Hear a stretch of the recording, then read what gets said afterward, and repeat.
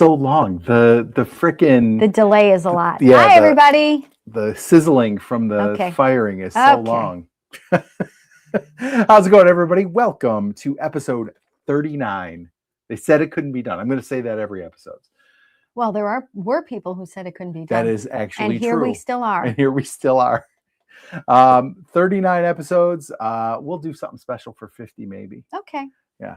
But welcome. Thanks for joining us tonight. I'm back. Marianne is back from Vertigo. Oh my God. Does it feel like the table is moving around? No, thank you, God. Okay. It was awful.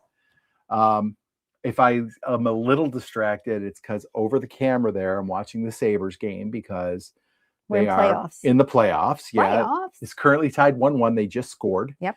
Oh, that's a penalty. Okay. Nope, it's not. Okay. So anyway, it's like a crazy time of year. The Dodgers are in full swing now in first place.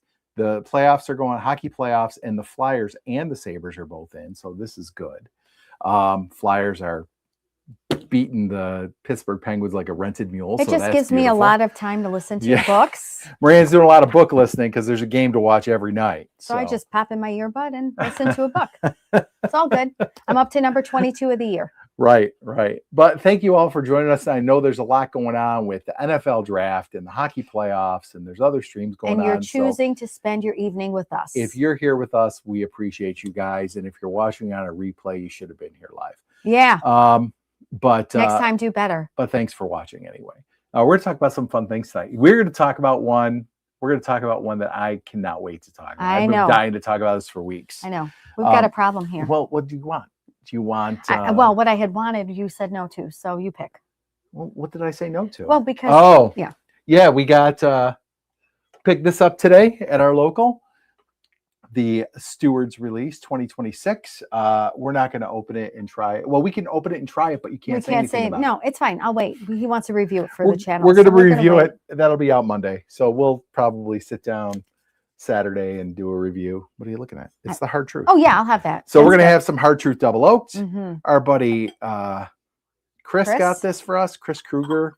He was out in Indiana, and I said, hey, see if there's any good Hard Truths. And he got us a Hard Truth Double Oak that we are enjoying in our brand new Bourbon School Kenzie glasses. Cheers me. Which is our daughter's name. Oh, and right? she made the logo. So these are special little glasses. Mm-hmm. So anyway, you just got us bad luck because you didn't drink after you cheers me. Oh, shoot. Jesus. Much better. Yeah, that's good. Mm-hmm. I like that a lot. All right. I'm ready. Bring some folks in. Who's first? Just go left to right. You're so pedestrian. Okay, go right to left. Whoa, you really shook it up there. Go in the middle. Go in the middle. Nope, we'll go here. Good. We'll bring in your favorite. They're all my favorite. They're all your favorite. That's true.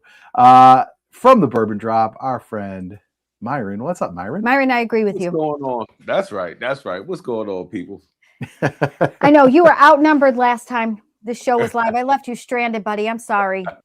It's all good. I feel you. I remember when I got off a cruise, my first cruise ever, I felt the same way. It's like every third step I would take, it was almost like you just felt like you were still rocking with the boat. Yes. It just, I don't know. It took a while to get used to it. You know, they say the expression is when the boat is a rocking. It was not that pleasant kind of feeling. I totally get it. What y'all drinking on tonight? The Hard Truth. We just poured some Hard Truth Double Oaked. It's really good. Oh wow, that is a nice one. We just did a review of that. It is not a super sweet like marshmallowy Woodford Double Oak kind of Double Oak. It's just a very like drying and like very oaky, like tannic almost, but it's good. It's really good. It's not a bad thing, but it really has that oak in it. What do you have in your glass this evening? Anything? So I'm about to pour. I picked this up today. As a matter of fact, I picked up two. I think Rick was really asking about this thing, so I'm gonna have to get with Rick. But this is the new cigar blend from the Virginia Distillery Company. They are local, and they take the American single malt and they finish it in, man, I don't even want to start reading off how many they got. But I will say this, as much as I am a fan of their port finish, which is, it's a mixture of Scotch and American single malt whiskey that they blend. Okay. And finished in port cask. I am not that big of a fan of anything else, and this being included. Like, not that this is bad. It's a little crafty. It's a little crafty, but Yeah. So but I had high hopes because I am a big fan of their port finish. But like I said, the sad thing is just nothing else from them has been. I don't know. It's been good. Okay. Yeah. All right. Well, let us know what you think. Yeah. Well, he just kind of said it's a little crafty. He said it's a little. Oh, I thought. I'm sorry. I thought you meant. I'm sorry. I got to get focused here. I apologize, really Myron. I thought you were saying about that one. No, I thought you were talking about something else, and that you were going to give this a shot. He was talking about I'm sorry. I apologize. Engage with us. Okay, I'm here. Sorry. I told you my eyes felt really sleepy. All right, wake up. Let's bring in the cowboy from the land of bourbon, Kentucky. Who I actually agreed with. You guys have been very amusing already, to me at least. I haven't. All of you know this, guys. We got a show to do. We're live right now. I got it. Thank you. Okay. Well, Brian went off on a tangent earlier as well. Like, hey, what was I talking about? I had to do this to him to focus. Remember? Well, no, he clearly doesn't. There's a lot happening here, guys. Hi, Sean. This will be my opening pour until we're done with the BS in the Middle East. Yeah, bring our boys home. Nice. Let's stop the nonsense. But yeah, prayers, thoughts, whatever you do. Red, remember we're already deployed. Yeah. Right. So cool. Cheers to all our fine men and women that are doing the damn thing. So yeah. That's right. Cheers to them. Cheers. For sure. And by the way, Sean,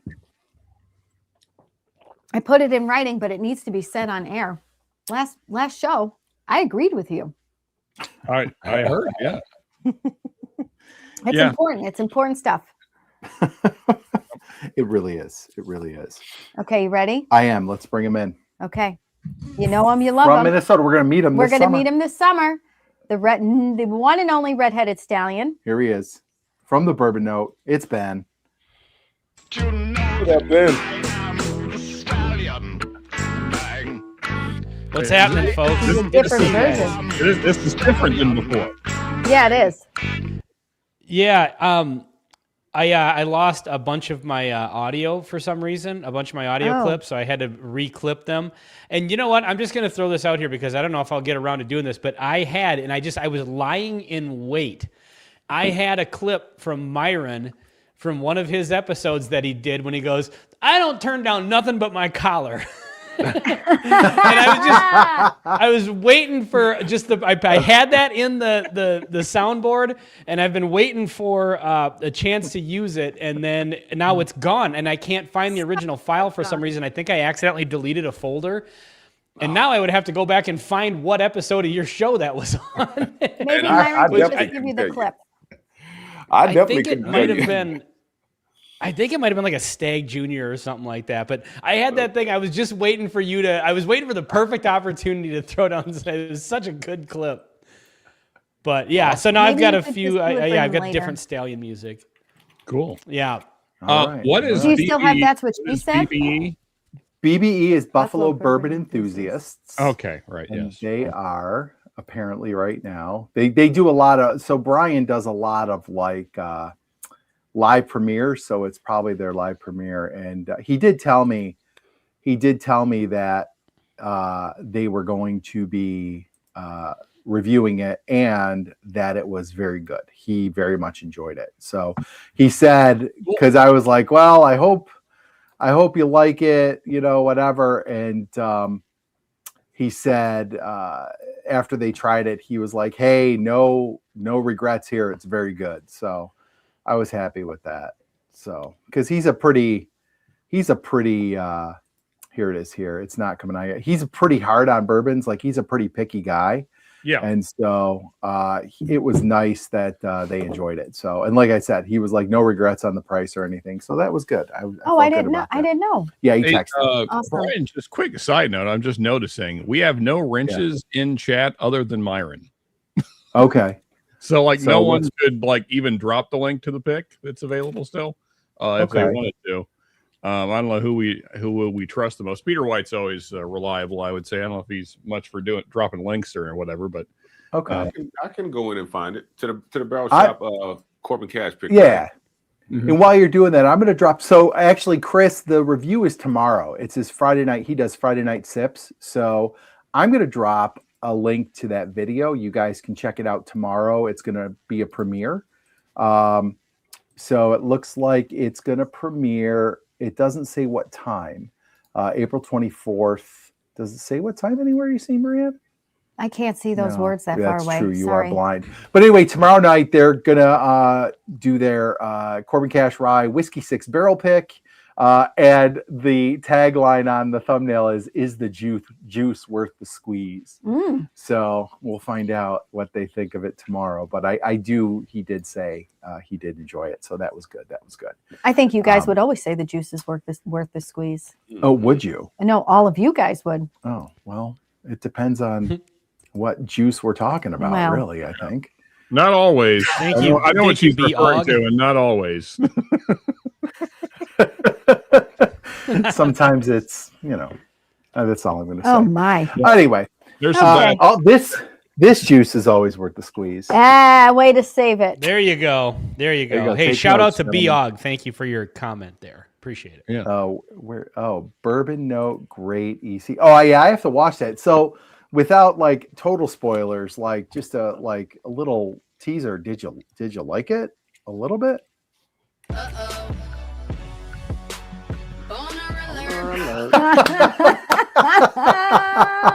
It's a good one. It's amazing. I've heard. All right. Yeah, it's a banger for sure. It's really good. Very I mean, nice. it's a single barrel, but at least the one that I got was a banger. It's everything that Elijah Craig 18 years should be. Wow. Wow. That's what everybody awesome. keeps saying. It's really good. Yeah, Very it's nice. really good. And cheers, everybody in chat. Yeah. Yes. I think before we move on, we all need to cheers Ben. Congratulations to 7,000. 7,000. Yeah. Congratulations. Oh, thank to the you. Bourbon buddy. Note. Yep. Cheers, buddy. Cheers, Ben. Yeah. Live stream tomorrow at 7:30. Right on. All right. 7:30 Yeah, what? the That's shorts Central, are carrying the channel. 7:30 Oh. Central. Yep. Shocking. The shorts. Sorry, I didn't mean to cut you off, Ben. There's the link to No, our that's six pick at I believe it's Mark. I think he put it on special again, 165. Oh. You can use code School of Bourbon on that. He's allowing that maybe code too? well, we'll find out, I Oh. guess. Jim Turner says, cheers, everyone. He's got his Buffalo Excuse me. Sabres logo in his profile picture. Everybody's wild about this. I don't know if you guys have seen it. It's nuts here. Like there were 10,000 people outside the arena watching it outdoors. And then Josh Allen showed up before the game the other day. Yeah, that was freaking awesome. It's pretty wild. But it's a good time here. When the Sabres, it's been like 15 years since they've been in Yep. the playoffs, so people are pretty hardcore. All right, Nice. let's talk some whiskey. Did we ask everybody what they're drinking? I know Sean's drinking his 1785. Myron told us. Just Ben. Ben needs to Ben's tell us about drinking a near beer. his boring glass. Yeah. I got the non-alcoholic beer. I've been sticking pretty good with my staying away from booze during the week thing. So Yeah, Nice. we have been to, except for Yeah. like shows and Whiskey section. a show, or if we have to film. But otherwise, we stay dry Sunday through Thursday as well. Yeah, we try. well, I don't include Sunday on that. I'll have an afternoon Sunday whiskey or two. Sure. So Yeah. that's Oh yeah. Friday night, Saturday I- night, and a little bit on Sunday. Okay, we're gonna go with that. No, that's where I'm at. I usually have something on Sunday because I'm getting ready for the school week. You gotta You prep. gotta get amped up. You gotta prime yourself a little bit. So yeah, definitely. Is that how you prime yourself? Yeah. Yeah. All right. So one of the You guys missed me, right? So really, much. It really Of is the course. whiskey story right now. Thanks, Ben. Brown Foreman and says yes. I Keep missed you. going. Go ahead. Brown Foreman and Sazerac. So I was thinking about this today, and I was thinking, what is this going to mean for us? And okay, this is how I'm framing it. You can. I say have I'm questions. You could say I'm a super nerd, or that I'm totally off base when I frame it this way. But this is my metaphor. It's like when the Avengers and the X-Men joined forces for Secret Wars. If you're a comic book nerd. Okay. All right. And so it's these two giants, right? These two huge giants that are joining forces. And now the question is, are they going to use their powers for good or for evil? Like, is this going to end up being like, and if it's, I think there's two different answers. Like if it's Sazerac and Brown Foreman, I think it goes one way. If it's Sazerac and Pernod, I think it goes another way.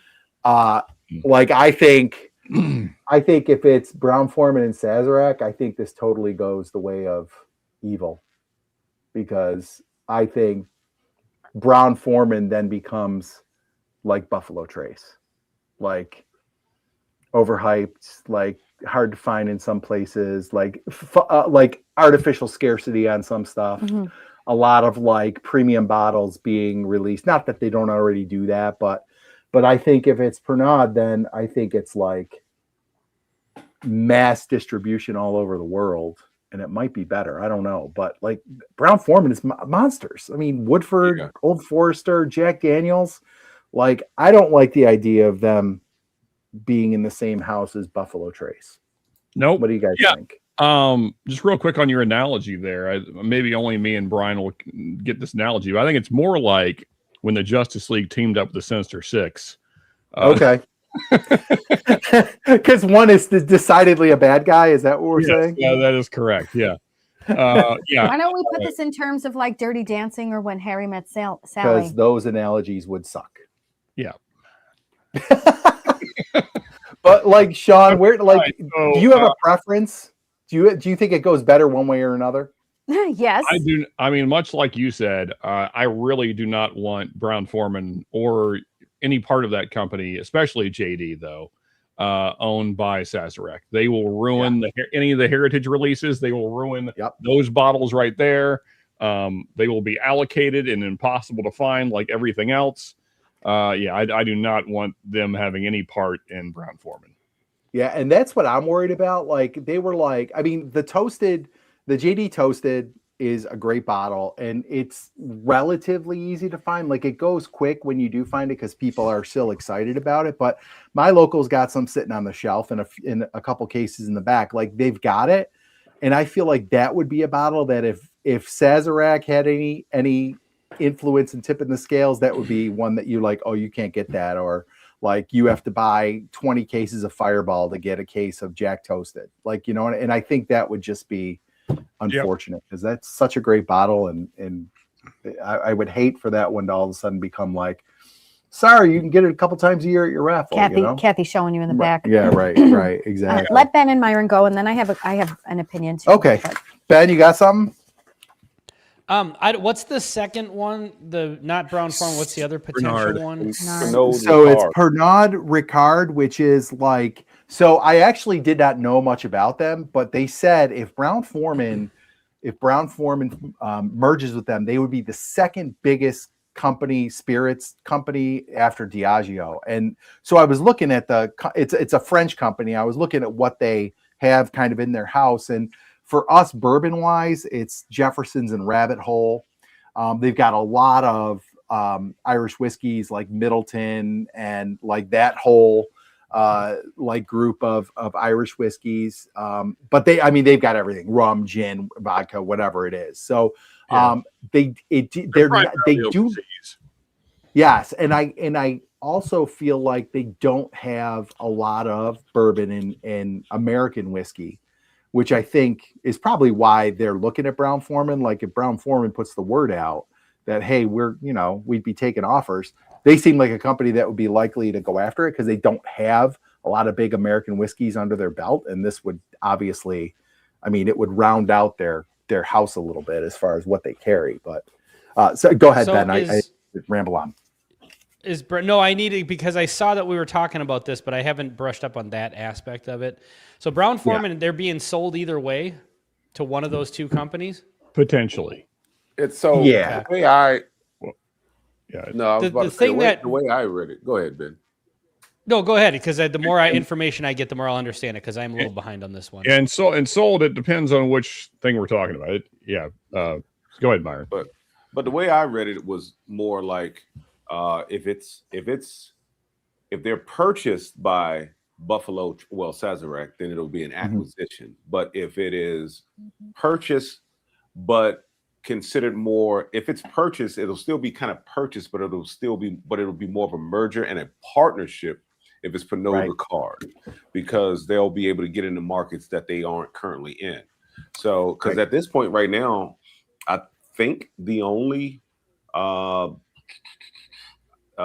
whiskey that they have outside of the United States is that Revival that I was sipping on the other day when I had it. I had shot a video with it, and it was like a distillery that was closed in Scotland for 20 years, and then they basically bought it and revived it. And their first release was called Revival or something like that, and it was pretty good. It was pretty good. Brown Foreman is who I'm talking about, but but yeah, that's how it is. I'll go on my rant once Ben's finished. I don't have much of a rant. The only thing I can say is, like, if they merge with Sazerac, I don't know how worried I am that things will become scarce, because I wonder, unless Sazerac wants to intentionally create scarcity, because there's not really a scarcity with Brown Foreman. And they've never done that at this point. Well, that's the thing. That's not that they haven't, but I think at this point they know that those products sell really well. So why would you even, Yeah. I don't know. I don't know if the whiskey market is at a point that it would tolerate that a false scarcity. People will just move on. But the thing I look at is, if Sazerac buys Brown Foreman, I just think of, that scene. I was actually, I screen recorded all the things I need. I was going to make a short, making like a little parody of this. But that scene in The Godfather when he's like in the morgue when his son gets killed and he's like, look at how they massacred my boy. Like, I picture that's Brown Foreman, and then laying in the morgue is a bottle of Early Times bottled in bond. And it's just like, maybe Sazerac got a taste for blood and they're like, well, fuck it, let's ruin all their products. Let's just buy the whole company and destroy all of it. Has anybody had the new Early Times? Because I have not heard anything good about it. I haven't had the new bottling, but I've had a couple of the blue caps, and they were all different. Every bottle of the blue cap I had was different. Mm-hmm. The last one I had was hot garbage. Yeah. Well, but I haven't had this new run of it. I'll tell you what, the Whiskey Weather, I can't remember the guy's name. He was on here too, but the weatherman who has Brandon. The whiskey chimp. Brandon, that's it. So look how good Myron is. That guy, he's so good. Remembers names. I don't know if you guys watch any of his shorts or reviews, but I would say he is extremely easy on a lot of bourbons. He does not really talk down a lot of bourbons. Even if he doesn't like it, he's pretty diplomatic. And he just did a blind of 3, or he did a black cap, blue cap, and the new one. And he did not have a nice thing to say about the new one. He's like, this one is terrible, not even close. Like, it's third place by a mile. Like and that's from a guy, like I said, who's pretty diplomatic. So he did not have a lot of things to say. So like, if that, like you said, Ben, if that is like an indication of what Sazerac can do to Brown Foreman stuff, I don't know. I'm not. Well, you're comparing Barton to Brown Foreman. Yeah, these are not equal things. Yeah. I'll never understand that as long as I live, why they sold that brand off. I mean, it was like a beloved bottle. That was everybody's like, this is the best budget bottle on the market. And it was. Sure. Yeah. Yep. Yeah, and I was just going to say exactly what Josh Fritz just said in chat. Yeah, and that's why I prefer the Pernod deal to the Sazerac, because Sazerac would have control, and I don't like that at all. At least with the Pernod merger thing, at least it seems like the way it would go is that Brown Foreman would still maintain some control, which I prefer that. Yeah. And I think they said that's why the Brown family is kind of leaning towards the Pernod deal, because it does keep them involved. They still maintain control. It's not just like, here's some money, go away, this is all ours now. They get to kind of still have their hand in it, which I think is smart. I mean, especially, when you're talking about teaming up with a company that has that worldwide distribution, there's probably, even with the downturn in bourbon, there's a ton of money to be made there. So you definitely want to still be involved. You want to still have your hands in it for sure. All I know is I was promised a rant by Myron, and I would like to hear what that rant is. Let's go, Myron. Let's have it. Well, it's more so, it's not really a rant. It's just what I think is going to happen. So okay. I don't care for the fact that Sazerac wants to buy him. and I'm kind of like you guys. Will they? Because the last video that I shot was the Sagamore video, and I've been doing this segment called the Bourbon News, and I mentioned that, and I was like, please don't make my JD SBBP rye or bourbon hard to find, because that would just kill me inside, because they do have a habit of making things scarce. And we all know that they dumped a ton of money into a new facility to ramp up production. So we thought we all were going to see at some point 107 on the shelves. We're starting to see more E.H. Taylor on the shelves, more E.H. Taylor small batch on the shelves and barrel proofs on the shelves. We're starting to see more Buffalo Trace on the shelves. That's not allocated anymore. Now they're starting to just put it on the shelves. We're still not seeing what we want to see on the shelves, the 107s. Some people want to see the Elmer T. Lee, personally, not me, but yeah. I don't want them to mess with a company that is a well-oiled machine. Jack Daniels to me is the best distillery in the United States, hands down. What they are doing these days with the 10, the 12, the 14, the Heritage, you don't want to mess with that. And then you can go into the store right now and get a JDS BBP rye and regular bourbon or Tennessee whiskey and without having to stand in line, without it being allocated. So I hope the Brown family does go the route of the merger and does maintain some control and just get into the markets that they wanted to get into. They may have sold early times just to get some capital because they maybe they didn't know what them selling the company would look like. So sell off their lower brand. Yes, it was a beloved brand. Everybody loved it. I loved it. My first black cap, I was like, oh my God, like, what is this? You can get this for 20-something bucks, But maybe it was the right move for them. And then what I don't like though is now Brown Foreman as a company with the old Forester line, those prices with the 1924. I'm not feeling that. I'm not feeling the new small batch King of Kentucky, how they rolled that out. I haven't heard anybody say anything good about that, For sure. But Jack Daniels, as far as Jack Daniels line, it's fine. Leave it alone. Leave it alone. Yeah, and I agree. And along the same lines of Old Forester, they also, and I don't like. It would be impossible to think like Old Forester is running low on stock. I'm sure that's not what it is, but some of their bottles have decidedly taken a turn, namely 1920. Like I was a 1920 simp when we started this whole thing. It was my favorite. It was my favorite bottle to get, and I had it all the time. And I would say the last two have been meh. Yeah, like it just tastes younger. It's not as rich. It just doesn't have that. It doesn't have that flavor bomb. And I like to me, I can see that happening to more shelfers if they end up under the umbrella of Sazerac. Yeah. Because they're going to start mining all the best barrels for limited release stuff, allocated stuff. Like I think the number of allocated bottles that Brown Foreman that are on those labels will increase exponentially because Sazerac now has them, My turn. Yes. So anytime you see a consolidation like this, it automatically, I think about like what it means for the customer, not the company.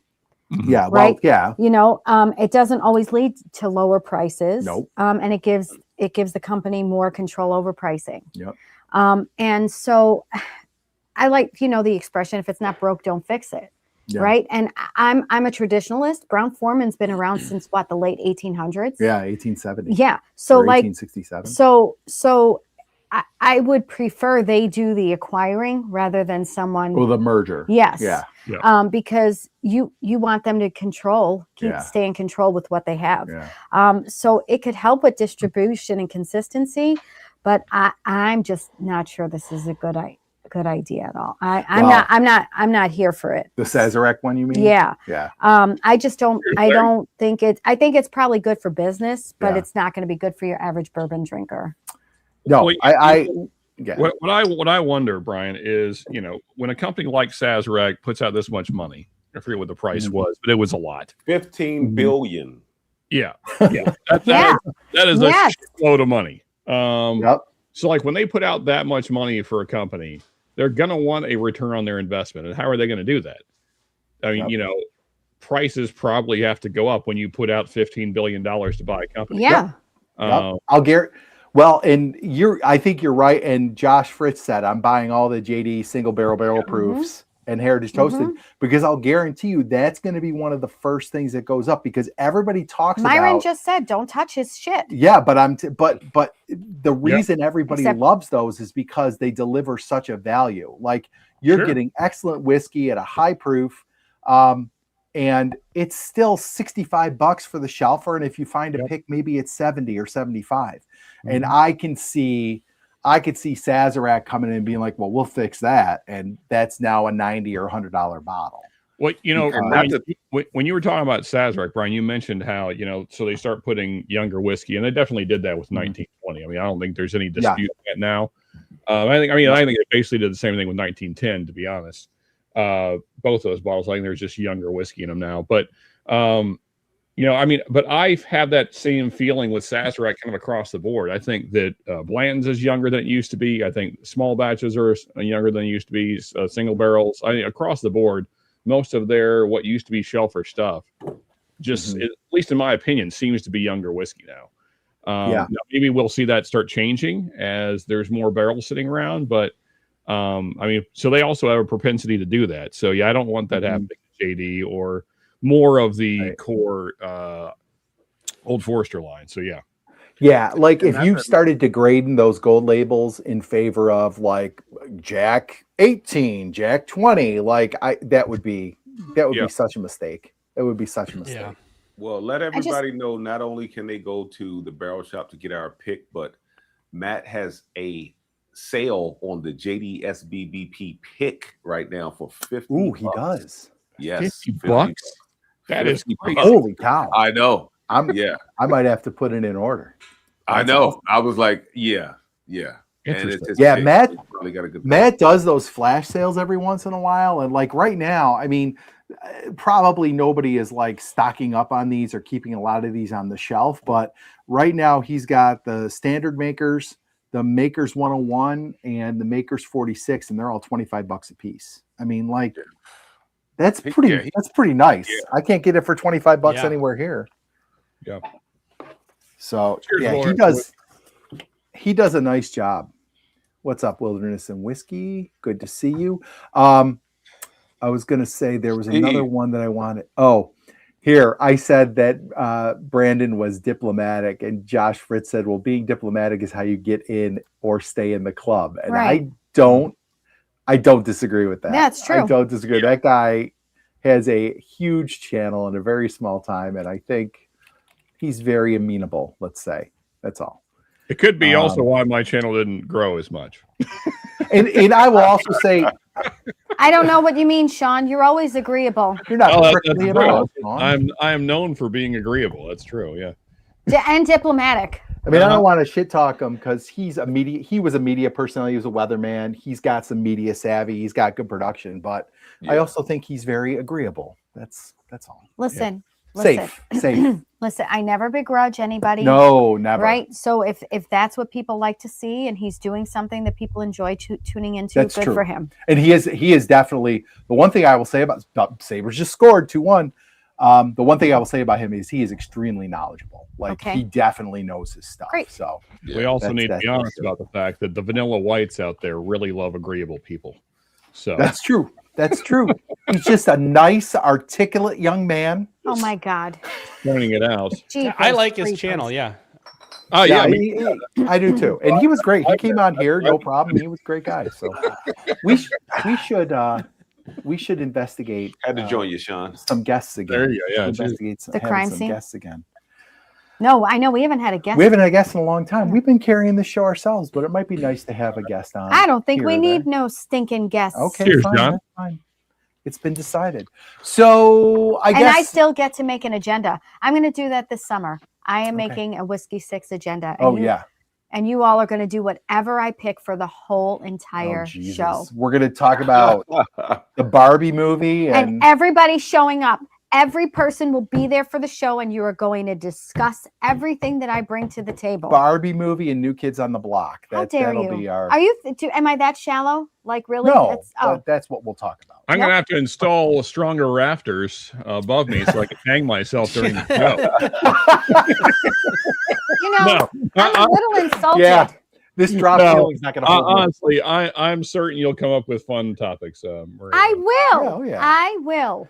Yeah, for sure. Hey, so side note, did anybody see the release of the new batches of JD small batch hazmat proof? No. Oh, is that there's the rye? Was it like the difference, the rye from the different rick houses? Yeah.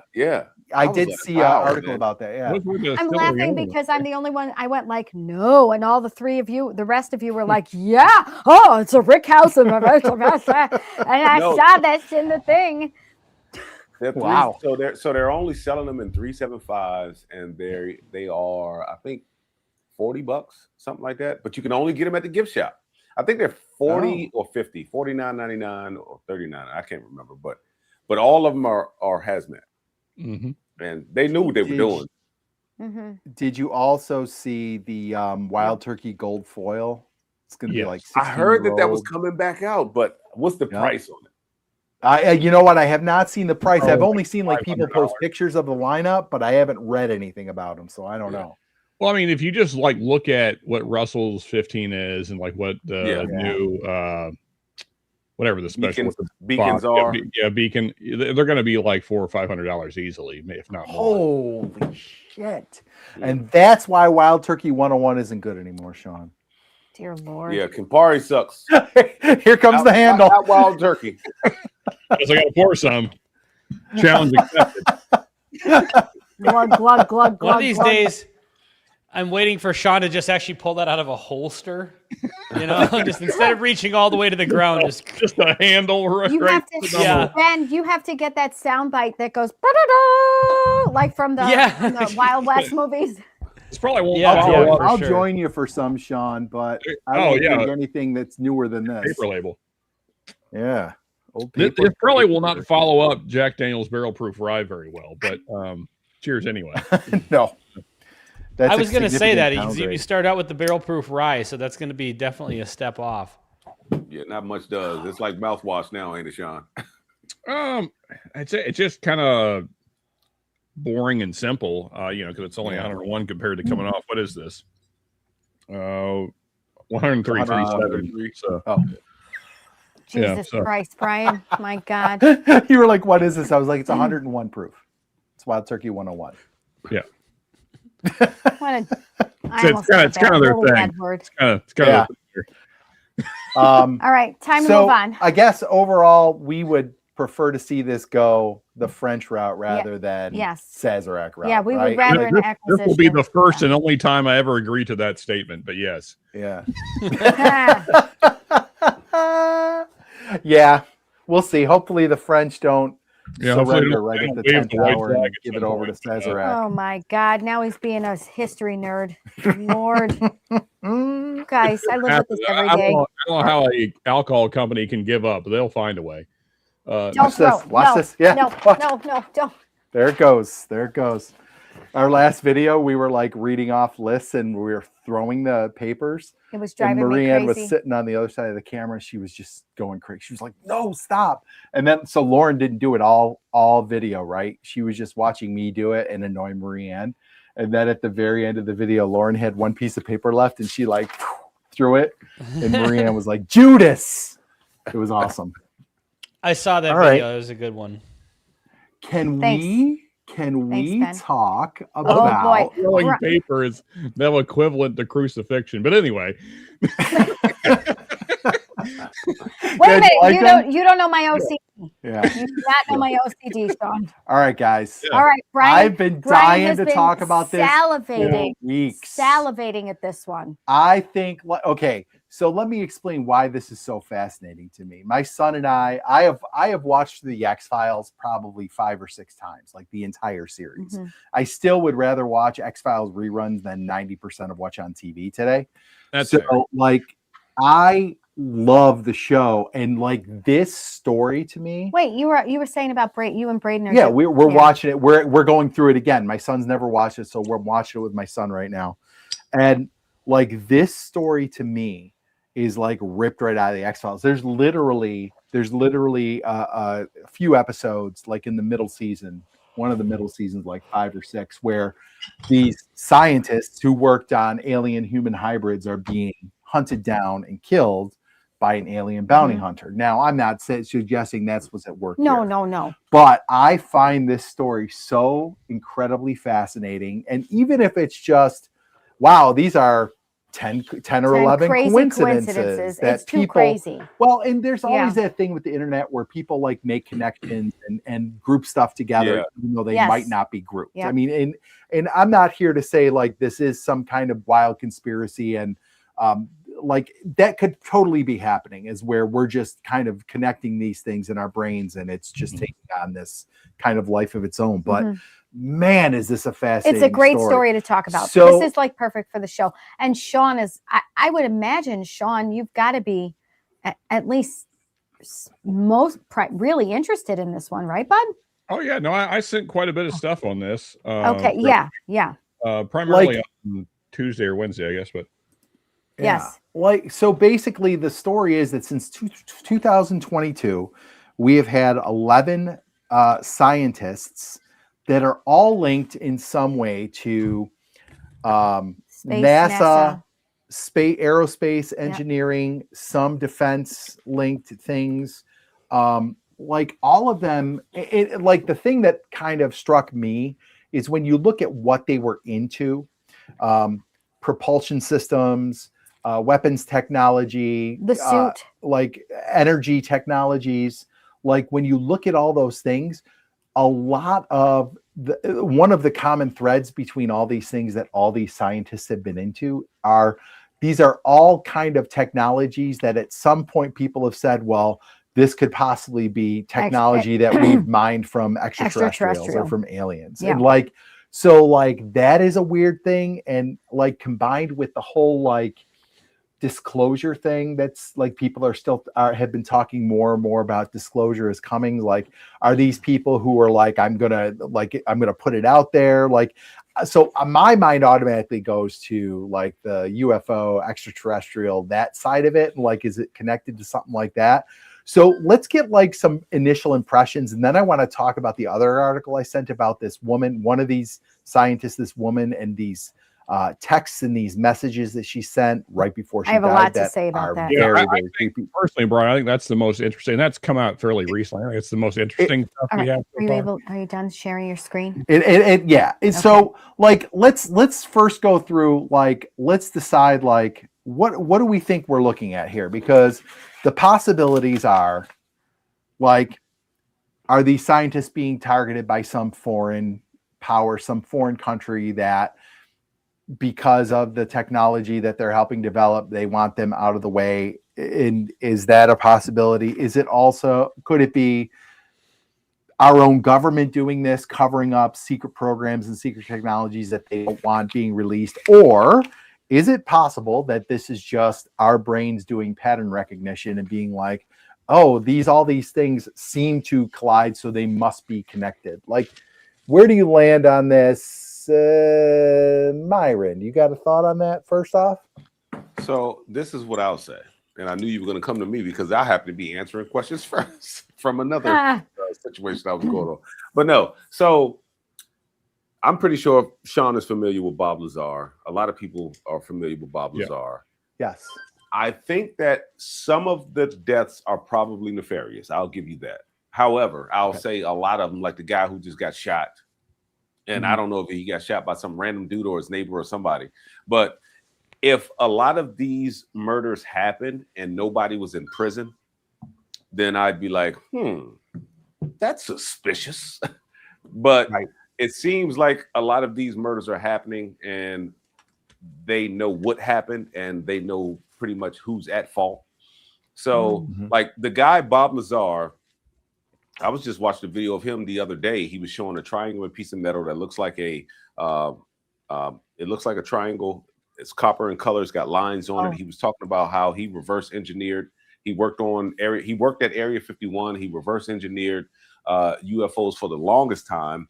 They couldn't figure out what element. I think it's 115. They couldn't figure out how to recreate it. They were trying to figure out how the propulsion system worked because it seemed like it wasn't a propulsion system. It worked more on anti-gravity. So he's like, the government has done everything to make this man look like a psycho and a cuckoo. He sounds very believable. Yeah.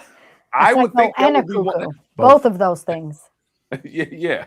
So I would think that they would kill that dude before they kill anybody. Not necessarily that it's the government killing these people, but even other governments. I would think they would kill him or snatch him up and put him in a cave to get some type of knowledge out of him before they do anybody else. Like Tony Stark. Yeah. Yeah. Interesting. But those are my thoughts. So I do think some of these are possibly other governments going after some of our smartest scientists, but I think the majority of them are just random killings, coincidences that are just too coincidental. Like it's easy to string connections. Yeah. The third letter in his name is the first letter in his name, and then if you move the Q and then subtract the 2, then you see how smart Myron is. Do you see? It's like those 9/11 theories, right, Sean? Oh, Jesus. Hey. All right, Ben. Ben. One day you guys will all wake up and realize that you've been fucked by our government so thoroughly. But no, thank you. Till then, keep voting, though. It's totally working. Nope. Ben, over to you, friend. Yeah, I mean, it's obviously it's an intriguing story. I think, like Myron said, some of these deaths, I mean, people do die. And so it's easy to attach things like, when something a little bit weird happens and you start attaching other stuff to it. Like every scientist who's died in the last 10 years that was working on something secret, probably didn't die under nefarious circumstances. What I find intriguing about is how many of these people have just flat out gone missing.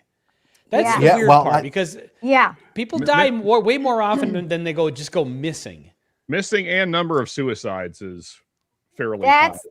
Agree. So 5 of them have gone missing and have not been found. My God, Brian's got 6 of them. He's got a board here. Look at this. I'm like Charlie Day on Charlie Day. You need the board with the lines and the Yes. Yeah. So 6 dead, 5 missing, and the 5 missing have not been found. I mean, like in the one. That's the word missing. Yeah, that William McCaslin, if you're missing, you haven't been found. And there's been what, 3 suicides of that group? 3. Yes. Ben heard me. Yes, and we'll get to the one. This story of this girl who was a suicide. Yeah, Sean. that's where I really we have to get discuss. into that one. Yeah. But this William McCaslin was he was the general in charge of research at Kirtland Air Force Base, and he just left his house. He walked out, left his keys, left his wallet. My husband. Yeah, left his phone as well. Weird. Who the hell does that? Who the hell leaves their wallet and phone and just walks off? Unless he was in the throes of dementia and mental issue. Yeah, but there's no indication of that. No, I understand. I completely understand, but we're going to play devil's advocate, right? There's all these things that could have happened as well, right? Yeah. Brian, your wife might I'm be just working saying. for the CIA. I know. She's a freaking plant. Holy shit. Listen to this. She's like, guys, there's nothing here. Oh, you guys don't like when I'm actually together. not being all funny and I'm actually throwing smart things at you. Nothing to see here, guys. We're planting together because I think 3 out of 10 are probably from another government and the other 7 are just what it is. Why, Myron? Why? Because we always agree, buddy. Come on, man. So who's throwing their opinion out next, Brian? It's Ben's turn, I think. Yeah. Ben, Ben kind of gave it, but yeah, I kind of went. I mean, I don't. It makes you wonder, the battle for this technology. If there's a nefarious plan behind it, as far as weaponizing it or something like that, that would bring in certainly. maybe actors from foreign governments. Because at first you're like, okay, they were working on alien-related stuff. Did they kill these people because they don't want them disclosing aliens?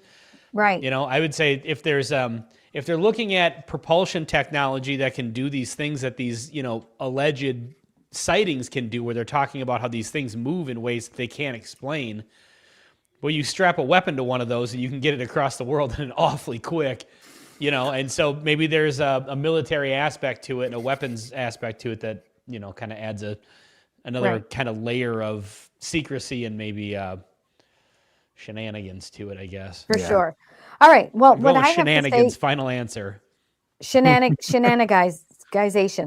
All right. What I have to say leads into the discussion about the girl, the woman. I'm sorry, I don't remember her name. I want to say a few things before we get into that. Go ahead, Sean. Go ahead. All right, so if we're transitioning that just real quick.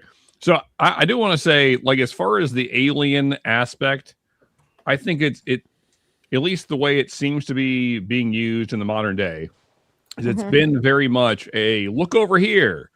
Because this is the third or fourth time this administration has said that they were going to release files, and then nothing really came about. And it always happens when another bad thing is happening. You know, like the fact that oil prices are shooting through the fucking roof.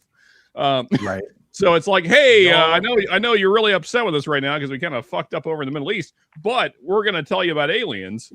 So, you know, it's like, and this is at least the third time I can think of. There might be more than that. What's up, Myron? Oh, he's not talking. So yeah, I don't really buy that angle as far as I'm pretty agnostic on aliens. I can't say either way. I haven't seen good evidence enough to convince me. I mean, that said, I think, you know, the universe is massive and there's leave, Mar. It's too big. We certainly cannot be alone. There's no way. I should be. What time do you have to be home? Myron, you're still on air, bud. Mute Myron. Yeah. There, he's muting. Okay. There you go. But yeah, so I'm pretty agnostic on the whole alien aspect of this, because like the technology that these various scientists were researching is pretty varied. So like some of it was nuclear, some of it was propulsion systems. I think other was like energy systems. So it's kind of a variety of things. It wasn't like they're all just coming from like one field. Right. Or like they all work together, or even in the same areas. They're all across the country. They're in various fields, which again makes it harder for me to kind of like, as several people have said, it's kind of hard for me to like put all these together in one group because that feels not realistic. So I think it's like a combination of things that we're looking at. I think there's probably some nefarious things from other governments happening. I think that we have good evidence of that, which we'll get into here in a little bit. I think it's possibly some just disappearances and then maybe also, maybe these people were potentially, some of them, going to leak information and our government found out about it and made them disappear. Who's to say?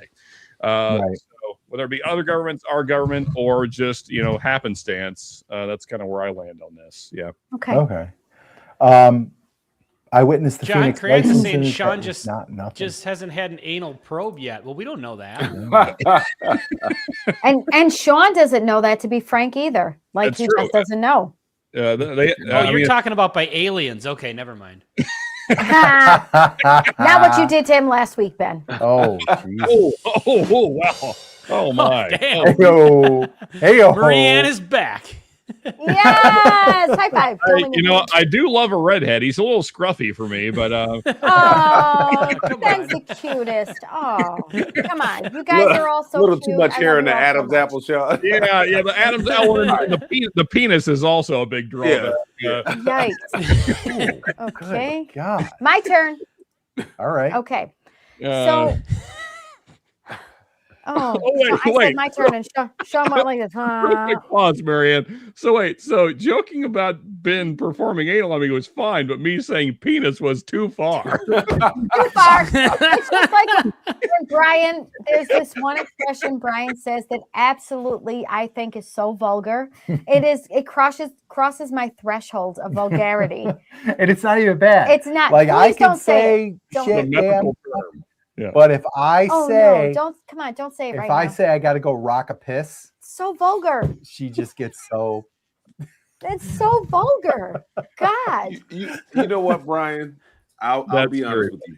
Me and you, we're going to agree on this one because the moment I say piss, my wife is like, "Oh, that word sounds so nasty." It is nasty. It's a vulgar word. It's vulgar. I'm sorry, but I think it's a great phrase. Yeah. So rock a piss. So what is I'm sorry, but isn't an apology, Ben. Like you're like. All right, you picked up on that. It's like it's really like you're like making that deep noise into the bowl. It's like. And also, like a piss is different than I got to go pee. Like a piss means you've been holding it for a while, and like it's gonna it's coming. Oh no, it is not coming. It's peeing. It's like gonna shoot right through your back. I didn't know there were levels to adjectives urination. for having to urinate. So God. Piss, peeing. Come so on, peeing you is guys. just Sean is like peeing is just peeing. Pissing is like when you're holding it for a while. Rock a piss is when you rock one and then you piss with the deep bowl nose. I am just getting so educated tonight. Yeah, it's almost like Brian gets home. He's like, man, subject. I've been waiting for this one all day. I am so like not prudish, but that phrase really it gets to me. Like I don't even mind the word moist. Oh my God, the word moist. Don't say the word moist. Curious Give me minds, a fucking break. Curious minds must know then, Marian, what is the preferred terminology when you have to, Yeah, listen to this one. This is way better. Go ahead. It's a you want me to really tinkle. say what I say? Yeah. I say I have to go tinkle. Well, yeah, you're a girl, so you can say that. If guys say that, they're automatically gay. I don't know if you know how the rules work, but Josh Fritz, this took a turn from conspiracy talk. It sure did. This is what we're going to discuss on my day. You don't get the bourbon note light behind you. You don't get the bourbon note light behind you. You get a rainbow flag behind you the moment you say I have to go tinkle. It's a okay. So here's how I don't care if you say I have to pee. Tee-hee, I have to go tinkle. say I have to pee. Pee is acceptable. That's fine. But there's only one way to solve this. I don't like the other one. All right. Okay. There's one way to solve this because gravity does play a role in this. Men are standing up, women are sitting down. And so when you get that really good one, you get the gravity too and whatever, and you're not going to get that as a woman. Yours. So here's what needs to happen. Next time you guys go to rock a piss and tinkle respectively, Brian's going to have to sit down and Marianne's going to have to throw a foot up on the wall and do a stand-up pee. And then you guys will be able to have to clean up what I miss. I mean, like, it's not happening. So you guys will be able to fully understand each other then, and you'll know exactly where the other one is. That's right. We'll walk a mile in each other's shoes. Ben, you understand that I should be a marriage counselor. My leg up on the wall, there is still a trajectory issue that we're going to have here, right? Yeah, you're going to have to just work that, though. Hey-o, Cran, some women are standing up. That is true. Oh, definitely in parentheses, yes. We're not getting into that tonight. Nope. So real quick on these scientists, because Sean said, I don't know if they're all connected. Go ahead. So 8 of them. Sean. So 8 of these, well, okay, let's not deny reality. Yeah, I mean, it's just biology. It's pretty simple. 8 of these you're talking about transgender people. Oh, I thought you were talking about the purple-haired people. Oh my God, it's hard to know with you, Sean. Would you let me connect the dots here? Okay, connect. 8 of these scientists can at some point be connected back, whether it's like 1 step away or 2 steps away back to NASA. There are 3. One's a nuclear fusion researcher who is dead. He's not really, they don't have a connection to the rest of them. Another, this Jason Thomas, a pharmaceutical researcher, which I feel like maybe he's one, like a pharmaceutical researcher. Maybe that's just a guy who's like a scientist who died in this time period. But what would he really be connected to? Pharmaceuticals? Cancer cure. Oh, geez, here we go. Cure for cancer. Hey, and then the last one. Maria, I sent a bunch of stuff on that this week and nobody responded, so that's all right. I'm sorry, Sean. I honestly had a hugely busy week, personally and professionally. No, I apologize. You're trying to make the world better. Go do it, man. Or coming down like a cow bean on a flat rock. I like it. Whatever. You could call me man. It's fine. I understand the connotation. It's all good, bud. So the last one, and this is the one we want to talk about. This Amy Catherine Eskridge. Can I go first since I got skipped over in the list? Okay. It is crazy. Honestly, you guys, for anyone that has researched her. Yeah, guys out there watching, if you have not looked into this, you've got to look into it. Do it justice tonight. There is so crazy. Yeah. Okay. So Amy Catherine Eskridge was an anti-gravity researcher, and she is on this web that I have here as having no direct connection. However, she's an anti-gravity researcher. And she was researching something about the suit, like the suit that the astronauts are going to wear. But see, this has no connection. So let me finish introing this. So, okay. I mean, I feel like working on anti-gravity has got to have some connection to like Los Alamos and NASA and all that stuff. It's got to. Yeah. But I'll put up the article here because this, and I think this stuff just kind of came out this week. Yeah, within a week or two. Yeah. Right. And so this is an article from the Daily Mail, and it says, hold on, let me get to the top. It says, read the chilling text UFO linked scientists sent before being found dead that raised major questions over her suicide ruling. So again, this is this girl, Amy Catherine Eskridge. So I believe these came from a friend who has like kind of put these into the press. So in conversations with this guy, she said, everything's fine, Frank. I'm feeling okay. She sent me another emails and LinkedIn message saying, if anything happens to me, suicide or an accident, it wasn't. It's suspicious, treated as such. So that's kind of like the opening kind of thing they put in this article. And then they're talking about, so these texts, did you see this one about being burnt, Sean? Oh, yeah. Been working on some tech proposals for DHS for bio threat with this whole Russia thing. Forgot about blank. Redacted when I was tied up with that. Someone has been burning me to a crisp. Who? Where? When? Like she hasn't said. I'm getting there. Go ahead. While working on the DHS stuff. So now I'm not sure if this is the best time to stick my neck out on TV. It's complicated. So, and then it says they melted the window blinds doing it. And then here's another message here. If you see a report that I killed myself, I most definitely did not. If you see any report that I overdosed myself, I most definitely did not. If you see any report that I killed anyone else, I most definitely did not. Just like Bishop most definitely did not kill Maria, and Gopi and Adriel. Don't know what those references are. Me neither. But I didn't look them up. So like in all of this was before she was there's found. The big right down there, down a little. Oh yeah. With the burns on her hands. So it says, disturbing that I can't report this to current thing to my inner circle of scientists in the US. And some of them are like, yup, that happened to me. They are going to ask you to kill yourself and taunt you for a while about it. Just don't do it. Those guys are assholes. And then here's pictures. If you see, guys, her hand, it does look, she says it looks like red gloves. I'm so pissed off. Her hand is like cooked.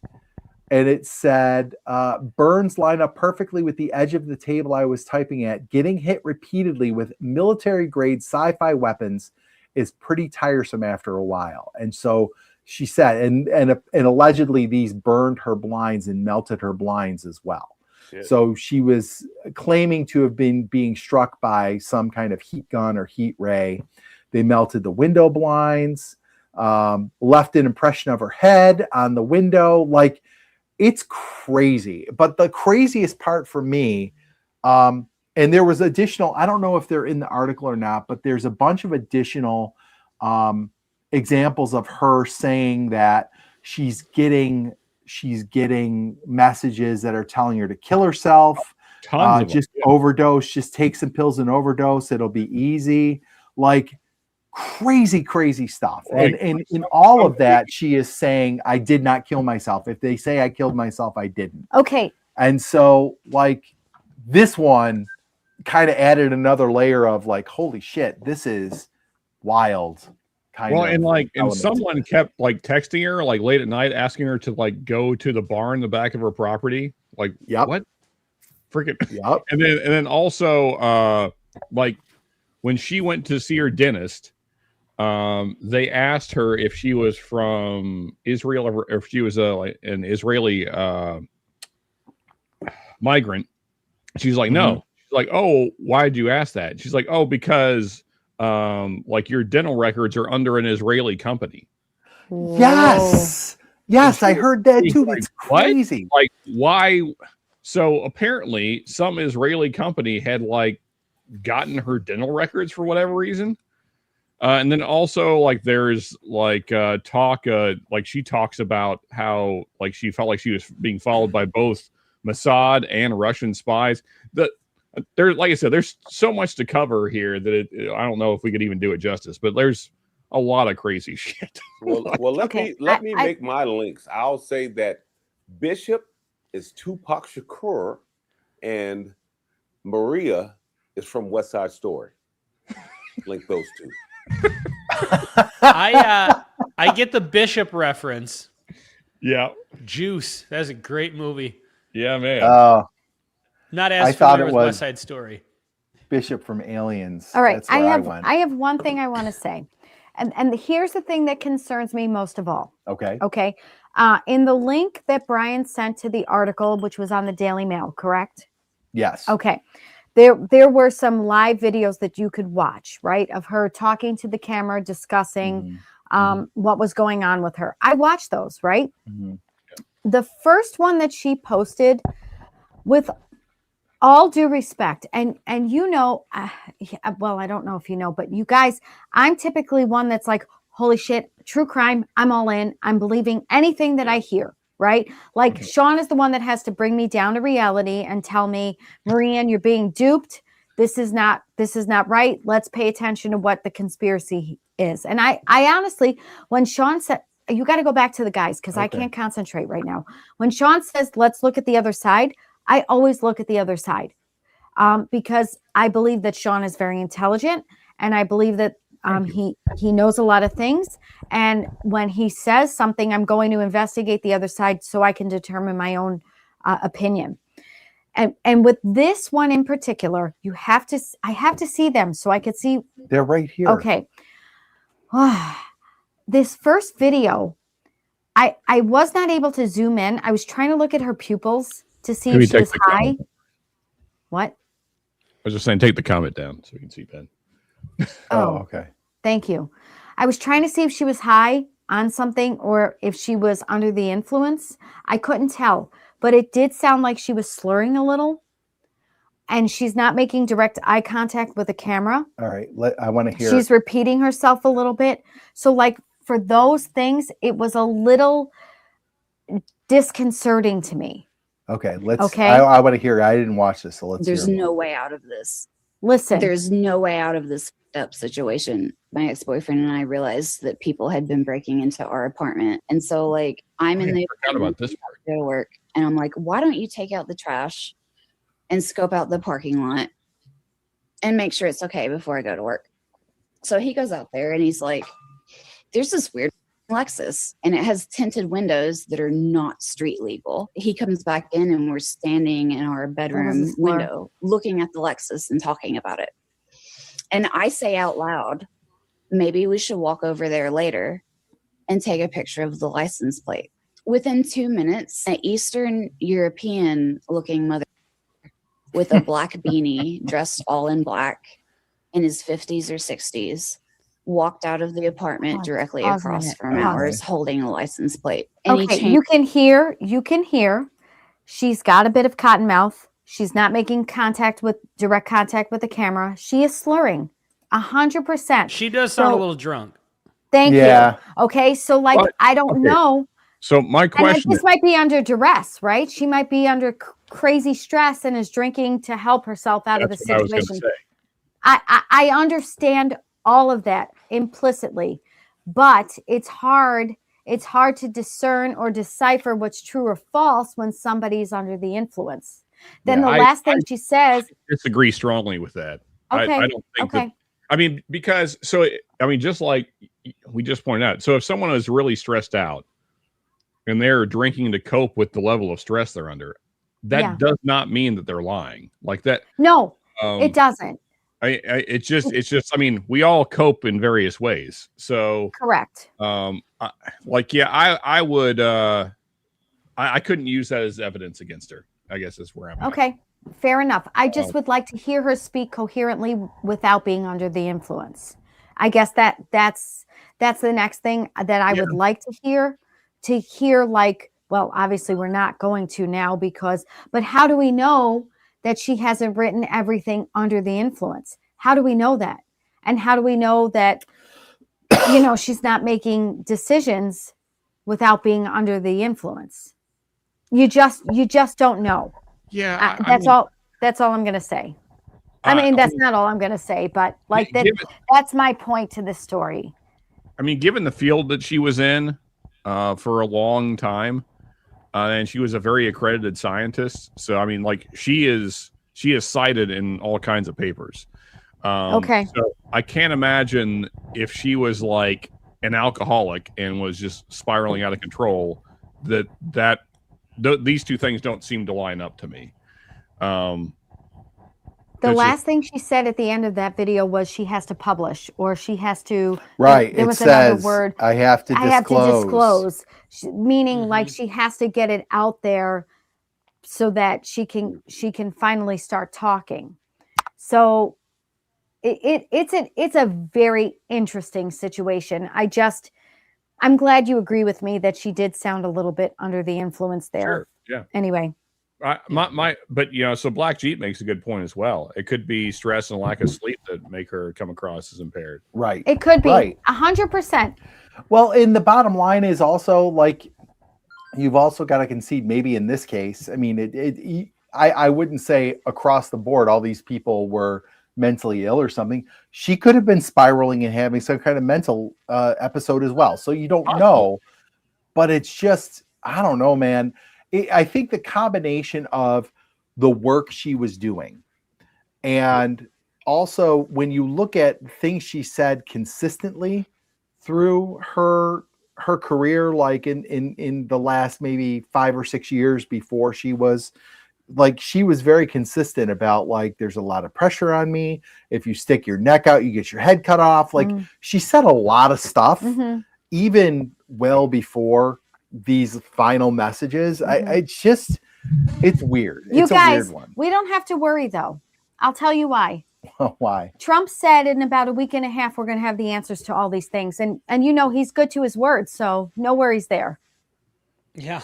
He said we're going to have the answer to this whole problem. He said it on the Today Show. So I guess my question is, the Dow still above 500 or whatever the thing? Whatever the thing.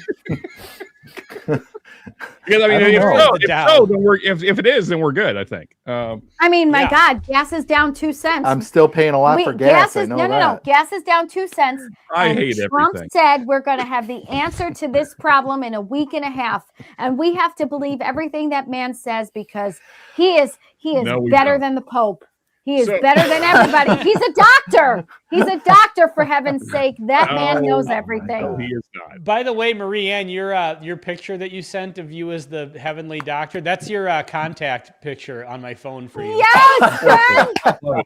I meant to mention that in the group chat, but by the time I saw that, but by the time I got to it, it was like 75 texts ago. So I was just like, well, I'll tell her on the live You guys get me. You guys get me so well. Quite a bit of text. I guess all I want to say on this, and I'd love to hear Myron and Ben and Brian's thoughts, but Marianne. No, well, I mean, because you've spoken a lot. Yeah. No, I mean, I'm responding to you. I'm responding to you, Marianne. Yeah. So okay. Yeah. As AZ pointed out, Hanging AZ, that they want us to think that these people are crazy because then you can be dismissive. Right. Excellent. Here we go. And so, I don't ever like to go to that angle first because then you just dismiss their whole story and you don't pay attention to anything they said. And then that's exactly what our government wants you to do across the board with everything, not just this situation. So when you dismiss the crazy people, then you kind of like are just sticking your head in the sand, because it's like, well, I don't want to deal with the potential that our government is nefarious. So let me just keep living my life and drinking my cocktails and watching, whatever is on TMZ, and just go on with my life. And that's fine. Like, for all of you that do that, I'm glad for you. I'm glad that I'm glad that you're oblivious to the world burning down around you. I'm sure you have less stress than I do, and probably you probably sleep better and all those things. But I don't think it does anything for our society to just like, oh, that's another crazy person, don't pay attention. Right. Because like we do that too often, and then we kind of allow our government to just keep doing the things that they do. So, or other governments potentially, which is kind of how we got to where we are right now. The whole thing that Marianne was just talking about is we kept ignoring our government and other governments, and now here we are. So if you want to keep doing the same thing we're doing, then keep ignoring the crazies, I guess. What's the definition of crazy? Doing the same thing over and over and expecting a different result. Right. Doc Martinez in the house. What's up, Doc? What's up, Doc? Good to see you. We're going to be on Doc's channel next Friday. 1st. We're taking on the Bakers. Bring it, Troy and Laura. We will beat them too. Nice. I hope so. I'm really curious about Ben, Myron, and Brian's thoughts on this young lady who passed too soon. And that's another thing, young lady, that she's young. Okay. She was. So I think that the case can be made, and I'm not trying to both sides of this. I'm just saying it can be made either way. You can make the case that maybe she was spiraling, maybe she was having a crisis, and it's possible that she killed herself. And she wrote all these things because she was mentally ill and whatever. But then the other side of it is, like, how many people who kill themselves write shit like that? Like, that seems very uncommon for somebody who offs themselves to write to a bunch of people, I didn't kill myself. Like, that seems very odd and kind of too coincidental. And like, and like the shit with her hands, and like the people contacting her, telling her to kill herself and all this stuff. Like, you can make the case she was like having a mental crisis, but you could also make the case that like this is a woman who was into some very advanced stuff. And potentially it was the kind of scientific technology that a government, our government, whoever it might be, would not want out there, or would want as little as possible. And if she is going to interviews and talking to people and saying things like, I've got to disclose, I've got to publish, I've got to do this, maybe then there's an incentive to like, hey, we got to keep this woman quiet because we don't want these things getting out. So if I could just jump in real quick, because it adds to your point you're making. She also created her own organization so that she could talk more freely shortly before her death. Right. So, right. Like it was like the Center for Exotic Sciences or something. Sciences, in quotes. Like this could be this. Listen, I'm just going to keep playing devil's advocate because normally I'm the first person to jump on board. Just when you're in the middle of a mental health crisis, you do crazy shit. Yeah. Well, so if I may on that, so I've known because I worked at a mental health facility as a maintenance man for about 4 years. Love this about you, Sean. God. No, seriously, you've done so much. Well, I've done a little bit of a lot of things. That's great. I missed that, Sean. What was that you said you did? I'm sorry. So I was the full-time maintenance man at a mental health facility. I mean, they call it an assisted living facility, but most of the residents were mentally impaired, or however you want to phrase. I don't know what the PC term is, but But yeah, so I have gotten to know several paranoid schizophrenics pretty closely. Sure. And you know, when they have good days, they're great. I mean, you wouldn't even know that they have anything going on. But when they have bad days, you know, you kind of see things like this. But here's what I will say is that a person that is going through that kind of a mental break, there is no way they could maintain a job. Like it would be very evident to their superiors pretty quickly that, you know, their mental stability is gone. Like, I mean, it'd be like when they are like, say, very manic, which is so like when they're depressive, that's usually a good day for the people around them because they're kind of quiet and to themselves. When they're manic, though, that's when they usually become violent and, you know, start saying crazy things like this. And so I just like that doesn't add up to me as a person that's been around it quite a bit. Like it seems like because this, I mean, all the text string, all the emails, all the stuff that we have from her now was over months of time. So I don't know how, if she was suffering from a severe mental breakdown, I don't know how she could maintain her job while doing so. That doesn't. I have a question. So there's a term called functional alcoholic. Sure. Is it the same? I might know a guy. Yeah, go ahead. Is it the same? Can you be in the throes of something like that but still being able to function? I honestly don't know the answer to that question, and I'm asking very honestly. And Sean, you might, you know, working with people who have, you know, mental illness, you might see this better, but I feel like with the sensitive nature of what she was working on, I kind of agree with Sean. I think any crack, I mean, she would not be able to function 100%. Okay. I feel like any crack they would see, they'd be like, hey, this, at the very least, this lady needs a vacation. Like, you know what I mean? But who's her superiors, the people she answers to. But like, okay. Because, well, and that's what I was your principal see you on a daily basis? Yes. Mine doesn't. Well, actually, he does. If I came in, if I was a functional alcoholic and going into school, they would know. Who's they? Like, honestly, my boss, my coworkers. And like, do you think she doesn't work in an isolation booth? All right. Well, here's my next question. Everybody's a little bit trepidatious in this society. And that's a very true statement. People are always good to talk about people behind their back, but to actually make a report about somebody, people are a little trepidatious about something like that. I would say in an environment like that, people are watching them pretty closely. Make a claim? This is like, I'm not being funny right now. I think that's unknowable. Well, I mean, you don't know. The other thing I just want to make a distinction on here, because we're talking about two very different things. Being a functional alcoholic is not the same thing as being mentally ill. Absolutely. I agree. I agree. I didn't know what else to compare it to. There is certainly a mental illness there.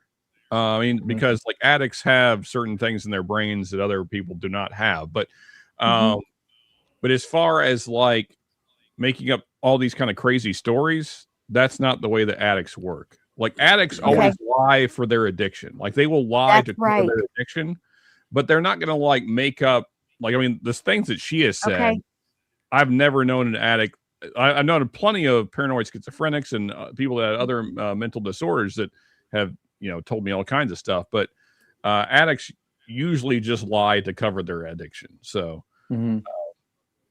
you're right, Sean. I've known two who are very close. And I agree with that statement. Yeah, hey guys, sorry to cut you off. No, Brian. He has to go.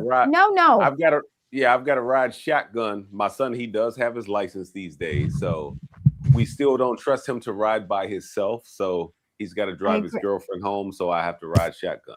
Oh my God, Brian and I feel that deeply. Our son is getting his license in August, and I am like, although I have to say, Braden has said, I am the more chill parent in the passenger seat when he's driving than Brian. Yes. Really? Normally it's the dad. Yes.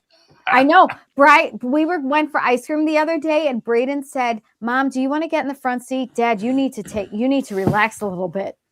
I was like, I do not need to relax. No, I know. And he's like, I like it better when mom's in the front seat. Okay, Myra's got to go. I'm sorry. Don't Myra, go, real quick before you go, give us a 5-second summation. What do you think, man?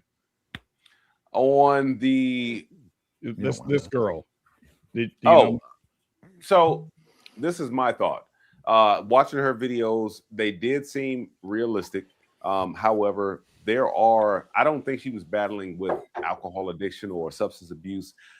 There are mental. I'm trying to get the right words.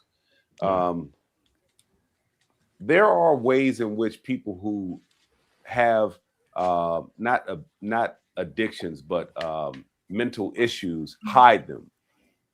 Could she have been someone that is schizophrenic? I don't know. You dealt with them firsthand, John. So I really can't say. The fact that she said, if I commit suicide, it's not me. The fact that wild. She said, like things like that, they kind of bring questions into it. So like I can't 100%. Huh? No, go ahead, Myron. Go. No, I was going to say I can't finish thought. I can't 100% say that she didn't do it on her own, but I can't 100% say that a government or any government didn't do it. You know what I'm saying? Mm-hmm. Like, yeah, you just it's always that variable. Yeah, a lot of questions for sure. Yeah, absolutely. You have to ask yourself, was that her suicide? Love you, man. Bye, Myron. Keep the Take care, Myron. Will do. Drive safely. Talk soon. Will do. I agree with everything you say. Make sure they leave room for the Holy Spirit. Oh Lord. Okay, so my question is, I tell kids that in the spring, kids feel a deep connection to each other in the hallway, especially. Oh, do they now? Oh God, it's disgusting. It's so gross, you guys, and they're not wearing deodorant. So like they're next to each other and they're smelly. I forget how gross kids are now. Oh my God. So I literally shout as I'm coming up the stairs and they're hugging each other and kissing before they go to class. I'm like, hey, save room for the Holy Spirit. And then I ask them to please move on. I think you guys might be using that wrong, but that's okay. Well, that's what the nuns used to say to us. So we just are repeating what the nuns used to say. Is that a Catholic callback there? It's Catholic school callback. I have a question. We've not been in a very long time. I feel like. Oh dear God, Ben, I'm sorry. Go ahead. Ben, did she kill herself? That's all right. Well, I don't know. The only thing I was going to add to this conversation is, we're kind of, I appreciate the debate between, was she mentally ill? Was she suffering some sort of addiction? Was she engaging in erratic behavior because of or in service of one of those two things? Yeah. Or was this all totally legit? And I think that, I guess the way I'm looking at that question, which I think is a fair question, is if there was some sort of mental illness, we don't have to go as far as schizophrenia, or if there was some sort of, we don't have to go to, alcoholism or drug addiction to find somewhere in the middle where some people are just liars. There are some people that will live completely fake lives that are dead sober and not schizophrenic, and they will literally live. I mean, there's been I can't even think of them on the top of my head, but we've heard stories about this, like famous stories about people that live completely fake, like that Anna Delvey or whatever. They did a whole TV show on that. And then there was a show on this woman who was a writer for Grey's Anatomy who completely made up an entire fake life that she was telling her coworkers and all this stuff. And so people do that. And that's not, she was not schizophrenic and not, an alcoholic or whatever. Some people are just like that. And they have this, maybe it's a different form of narcissism or right. Yeah, so being a sociopath or something, but exactly. Yeah, so it's usually tied to psychopaths or sociopaths. Yeah. Like this woman, there's a really, really interesting documentary about this woman who used to be a writer. Do you guys ever watch Grey's Anatomy, Sean? I'm just gonna go ahead and assume maybe you don't. Marianne did. I did. Okay, so it was my comfort show when I had my daughter. I would watch one episode of Grey's Anatomy in the deep depths of the middle of the night. She would get a bottle, I'd change her diaper, and one episode of Grey's Anatomy would be done. So I associate it with my baby. Yeah, and Josh How far Fritz, into the show did you get? All the way through. All the way through. Yeah. So there was an interesting documentary about this woman who was a writer on that show. Okay. I can't remember what it's called, but you should definitely watch it if you watch the show. And she wrote the episode, if you remember the episode where Joe goes and finds out her birth mother. Yes. And finds out what happened. Yep. And if you remember, there was also an aspect of that episode where a woman had been sexually assaulted, and that was part of the whole thing or whatever. So she wrote that episode.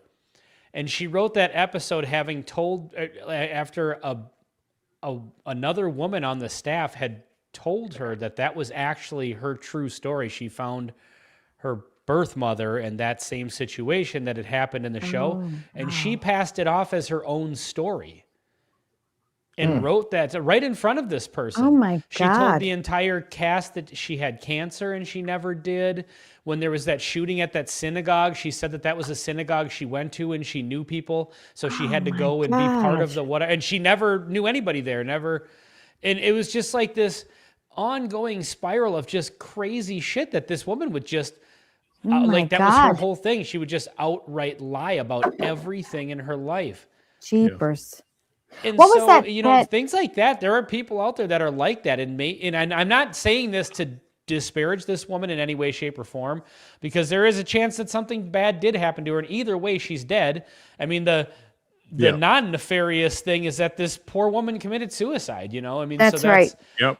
I don't mean to belittle that or anything, but I'm saying, like, my whole point is we don't have to go all the way to schizophrenia or addiction. There are a lot of people right there in the middle that will fabricate their entire lives. Do you remember that show we watched of the woman who fabricated her whole cancer story and then got a GoFundMe about it? We watched the documentary. Oh yeah, it was on Netflix. Yeah, it was wild. Well, and I thought of when you were talking about people like kind of making up a life or pretending to be something they're not. I thought about, remember the woman who careful, don't spoil it. The woman, Rachel Dolezal. She pretended she was black and she worked for the NAACP. Oh yeah, I thought you were talking about the mother who was. Well, I mean, there's a lot of guys pretending they're women right now, right? That's true. Yeah. She was texting. She was the one. Oh yeah, that's didn't even hear me. She didn't even pay attention. I'm sorry, it was too in depth with that show that Brian and I watched. I'm sorry. There's a lot of guys pretending. I know which one you're talking about. That was really just I know which one you're talking about. It's okay, Sean. Listen. The text messages where they were like telling the girl to kill herself and stuff. Oh my God. And it was the fucking mother. Yeah. That way, you know what we should, maybe that's what we should do. Like, you know how we've talked about like watching a movie and then like talking about it on We should watch a documentary. We should watch like one of those crazy like Netflix documentaries and like unpack it like on the show. We are not doing anything until I pick a whole episode of Whiskey 6. I still also think we need to watch the Markiplier movie and do a review of it. So, Brian, that would probably have to be like a Whiskey 6 like private stream for Patreons or something like that. Because I feel like I don't think we could do that live without getting copyright strike just out the ass. I watch it live. I wouldn't suggest watch it on our own it. and then come. Oh, yeah. It would be fun if there was a way that we could all get together and watch something and just make a video together, all of us. Yeah, it would be fun. My God, I would love to do that. We could though. That's the thing. Yeah. Like Mystery Science Theater 3000 style. No, I mean basically everybody get their dates together and we meet up in person and do the fucking thing. Like I'm saying, we do it. Like for real, do it. Yeah, that would be fun. Someday. Marianne, I don't think I was going to say a thing. Never mind. No, Sean. No, Brian. Man. I was going to be dirty. Anyway. I know. I think we should do that. That was actually one of my original. I was going to say. But first off, cheers, Commandante Lou. I didn't say so earlier. Go ahead, Ben. Sorry. Oh, I was just gonna say that was one of my original, like when we first like chipped in ideas. I had brought up because I had said when I first started this channel, I was thinking about doing like a movie review / bourbon review thing. Yep. And I was like, we should do like a movie club instead of a book club. We just all watch a movie and then discuss it in an episode. So yeah, especially if we do like a crazy documentary. Like I didn't think about that. That'd be better than a movie. Like watch some fucking weird documentary about some. I have a suggestion for crazy shit. Oh God. I have a suggestion for this that might be a fun one to watch. Oh no. Did you see that there's a documentary on Netflix about the Sky King guy? What's the Sky King? The guy who stole the plane? King. He stole the plane? Oh, really?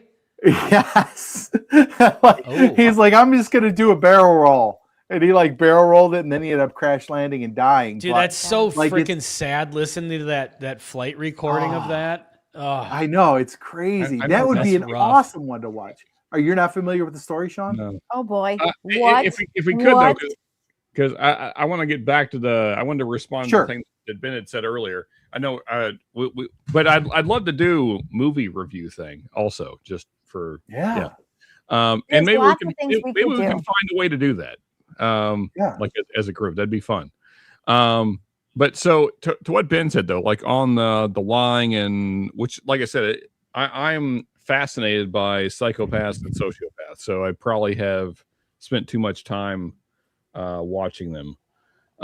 So go ahead. If we're talking about psychopaths and sociopaths, I would be all in on the I agree with Sean group. Like when it comes to that, like anything Sean says, I'm agreeing with him on. You just call Sean a psychopath? No. Oh. It's his knowledge. It's his knowledge. I got, intelligence. Oh, well, I mean, so like, I got a touch of it. Actually, I've been tested, so I am not even. Like, no. I was actually complimenting you. No, I know, but since Brian brought it, so actually, what separates me from a true psychopath? Well, yeah, sociopath is a whole different level, just for those. Right. Oh, yeah. Yeah, but so a psychopath. Anyway, I'm not gonna.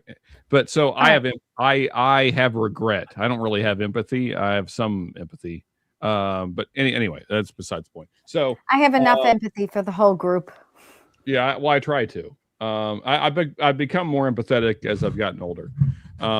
Back when I was tested, less so. Anyway, but I think they're really interesting people because most of them are abuse cases. So I think because Ben was saying how we don't have to jump to say the extremes in mental disorders, and that's I agree, but also I think that sociopaths and psychopaths are pretty widely misunderstood as like how they get there. So I mean, so likewise, Ben, I knew a girl, not quite the same story as you, but like her whole thing. This was back when I was full disclosure. I didn't know that girl. It was a documentary. Oh, right. Okay. Yeah. Sorry. But I mean, her whole thing was that, and this seems like one of the worst things you could lie about, was that she was raped when she was young. And then we found out years later that was not true, through her sister. But like that was her whole thing, and like her whole thing was like how men are evil and on, and like it was just a complete fabrication that she had made up. Because, and in fairness, she had been abused, just not in that way. And so like she kind of like I guess amplified her story to, for whatever reason. So it's hard to say. I can't speak for her, but. I think that, yeah, I mean, so I hope that this woman, going back to like what the topic of the night is, I hope that that's not the case. I hope that she didn't have a traumatic life and that somehow this is like a coping mechanism that she's using to either garner attention, whatever the thing. Yeah, it's hard to say, but back to the whole thing. What do we think? Like overall? I'm curious, like with this girl's testimony, which there is a lot of it. We only kind of scratched the surface tonight. Yeah, I think my gut tells me there's more to it. I agree. I don't think she just killed herself. Even though I threw a couple wrenches in the story, I agree with you. Yeah. But I'd like to know more. That's what I'm saying. I don't know at this point, but I would certainly like to know more. Ben? Yeah, I mean, it's definitely odd. Like I said, I kind of go back to the thing of like, it's the part of people going missing is almost the weirder part, because that's just, for sure. I agree. People die, but people, just, I don't know, that many people connected to the same thing going missing. But I do have to dissect it a little more and find out how connected all this is, because sometimes you get into this stuff and you kind of find out, that it's maybe not quite as it seems in the the headlines or whatever. So it's definitely an interesting story, though. Yeah, I'd be interested to see if anything comes of them investigating it. Like if it's just going to be like nothing to see here, or if they're actually going to find anything, and if we know if they did anyway. I'll be keeping an eye on it, because this has been something that's been like I've been tuned into for a couple months. It grabs your attention because of the pattern. Right. And Brian, I can promise you that our current FBI will do nothing to expose any potential ties to Israel or Russia. I promise you that will never happen. The Israel thing about the dental records was a weird kind of wrinkle. Like where the hell did that come from? But anyway, well, I'll be interested to see. I think at this point we have a lot of unanswered questions than a confirmed story. So the other thing, too, just to put it in context before we move on, Brian, is that this is years ago when she said this. So this 2022 is when she actually killed herself. Like modern day when everybody's like attacking Israel for all the stuff going on. This was 4 years ago when this would be very taboo to say. So good point, Sean. Good point. Yeah. So it's like that. It's odd. Yeah. It leads you to a lot more questions. It's open-ended, right? At the very least, it's open-ended, and we need to ask more questions. So Hangin said we could do a movie as long as we're all watching on different sources. I think I like the different sources doesn't mean anything to me, but him saying we could all watch a movie, like I think we could do like a Whiskey 6 movie club and like have viewers watch it at the same time as us, and then like they can be in the chat talking about it. Well, yeah, that would be great. Yes. I think that would be great. Yeah, we're doing it. I've wanted to do that since we started this. So let's guys, to do that. I don't know if you guys are familiar with Cheech, which was, what was his channel? He's been gone for a while now. I used to follow the Junkies. I imagine some of our chat's familiar with Cheech. I know the name. Yeah. Cheech and Chong. Yeah, I know what you're talking. Whiskey Encore. That was his channel. So what he would do is he would play a movie over Discord, and everyone in chat could comment on it and stuff. And then he would occasionally pause and give his thoughts. We could do something like that. Again, it would have to be off air. We couldn't do it live because YouTube would just nuke us in about 5 minutes and then it would be over. Yeah. But if we wanted to do something like that, we could do it for, kind of like our collective Patreons. We'd have to schedule ahead of time, and I think we could try it in a couple different ways. Like I think we could also do it where we just like throw it out there like, hey, we're watching this week. We're going to talk about it next week. Like if you want to like be part of the discussion, watch it or whatever. And then we just like do it from there. And then on the stream, we talk about it just like we talk about anything else on our stream, where we can like review it. We could talk about like different parts that we, that hit for us. I really want to watch the Sky King one. I think that would be a fun one to watch. Why don't we talk about it in our chat and then release it to the public? This one's got the hiccups. Sorry. All right. This is a perfect time to go to rapid fire, which happens to be Ben and Brian, who are actually here. So I'm going to hit Ben up for our rapid fire. Okay, this is a weird one because I wasn't prepared. Ben, you got to pay attention a little closer to our chat group. Like, honestly, besides you, I am the second lowest in paying attention, but you are the worst, man. Oh, yeah. Well, here's the problem. I tell you guys all the time. I come back in and it's literally like 75, 80 chats. And then like, I can't go back and read every single one of these and watch every Instagram reel and watch every YouTube video. Like, no, fairness, do you know what I do? 50 of those are me. So, okay, I have ChatGPT. Yeah, so if I don't respond to something, that's why. Yeah. I have ChatGPT summarize it for me. Oh boy, I'd love to see what that summary looks like. No, cause the funny thing is I got to start writing these down because I actually had a great rapid fire the other day that I thought of when I was talking to my wife about something, and of course I can't remember it now. So here's what I'm going to ask you guys: assuming that everybody does exactly what Q-Tip tells you not to do and cleans your ears with Q-Tip once in a while. Yep. Or put anything in your ears, does that make you cough? No. Not. It makes me cough violently. Interesting. No kidding. Putting anything in my ear makes me cough. Like I go immediately into coughing. Like how far are we going in there, buddy? That's just what she said. Like how you would normally just try to clean your. I know. That's what she said. Just how you would normally like clean your ear out. Is this like an aggressive clean out, or like what do we? No, I would say average. Okay. Yeah. No coughing over here. May I add something?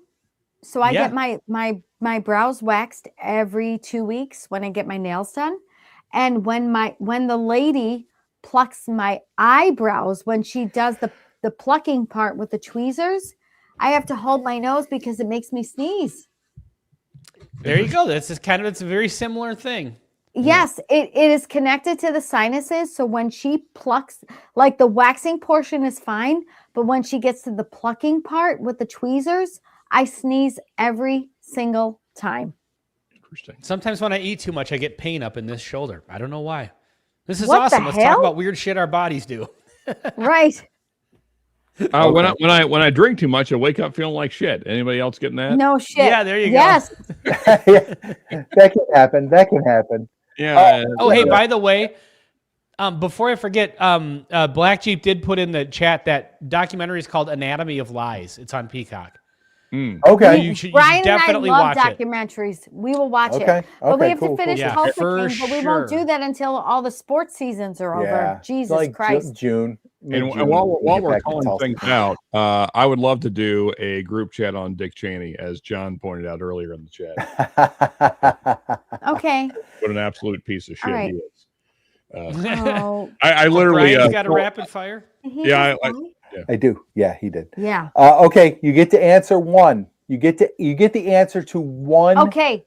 Before you ask, we're gonna go God. Sean, Ben, me, then you. Go. You get one answer. JFK, aliens, or 9/11. Context? Like you get the. I don't understand the question. They're all Explain it. conspiracy theories or whatever. You get the answer to one of them. Oh, say him again. Like the full truth. You get the truth about one. I got JFK, aliens, or 9/11. I got it. Shit. Sean is tortured over here. Look at him. He's like, oh my God. This is a great question. Sean, I mean, Ben, me, aliens. Brian. I'm pretty dismissive of but I mean, so man, shit. Like between JFK and 9/11, like the things that followed after both are terrible. Yep. Mm-hmm. Shit. I have my answer. I'm ready. Go ahead and answer while Sean. JFK. I want to know JFK? JFK. 100%. All right. I read 11/22/63. Yeah. That brought up questions to me that I never knew even existed. Okay. Okay. Okay. I want to know JFK. Okay. Ben. John Kranz. Jesus. I got to go 9/11. It's so, pertinent to our lives, having lived through that, as much as I would love the JFK thing. And I feel like the alien thing is kind of slow dripping.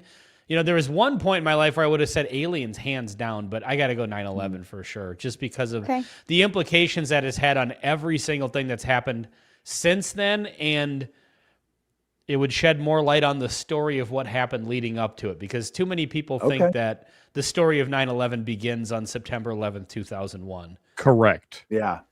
Too many people think that. All right. Um, I didn't see John Kranz JFK in a rapid fire segment. Oh my goodness. John's always quick. Hey-o. You're gonna love my episode of the all whiskey. right. So I know this is probably not where you thought I was going to go. I'm going to go JFK, and let me explain why. Because I think if we got the entire truth, now that is the qualifier, is that I want all the backstory, everything that happened around it, every bit of information that we could possibly have. You get the whole truth. That in this rapid fire scenario, you get the whole truth. So if we had got that, 9/11 never happens.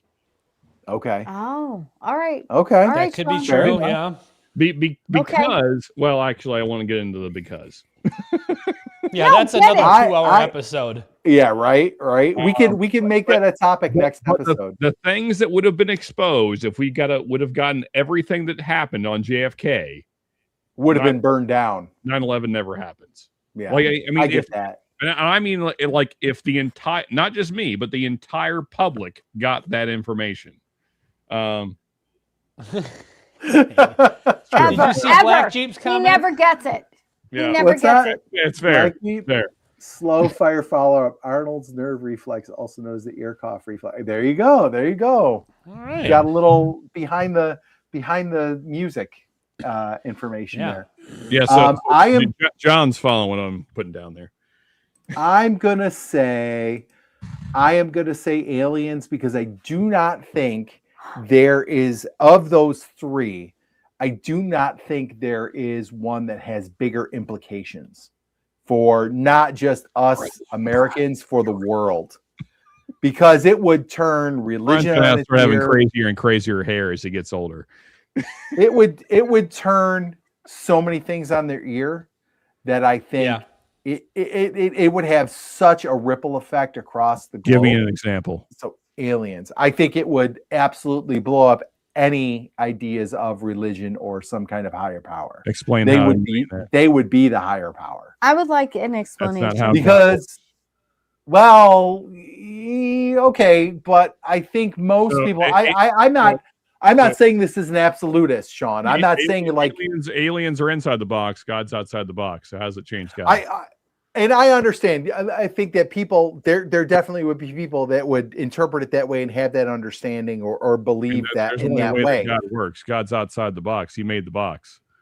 But I think, I think he's talking about how people would react to it. I think people would react to it and look at that as a, everybody can still have their personal beliefs on it, but I think a lot of people would look at that and say, well, this doesn't jive with traditional, stories of organized religion. That's what I mean, Sean. And I think neither does a heliocentric universe, but whatever.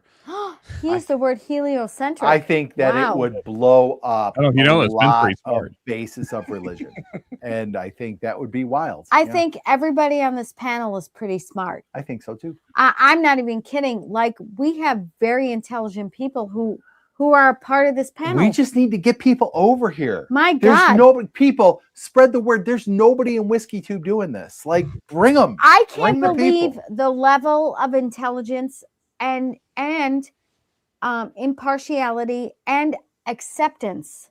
And we're going to review the Sky King documentary. A group. No. Says Brian. Brian is the only one saying. My God. Sky King for life. Brian, if I may, on your three questions, I think we have the least evidence for aliens. I do want to point out that. Sean,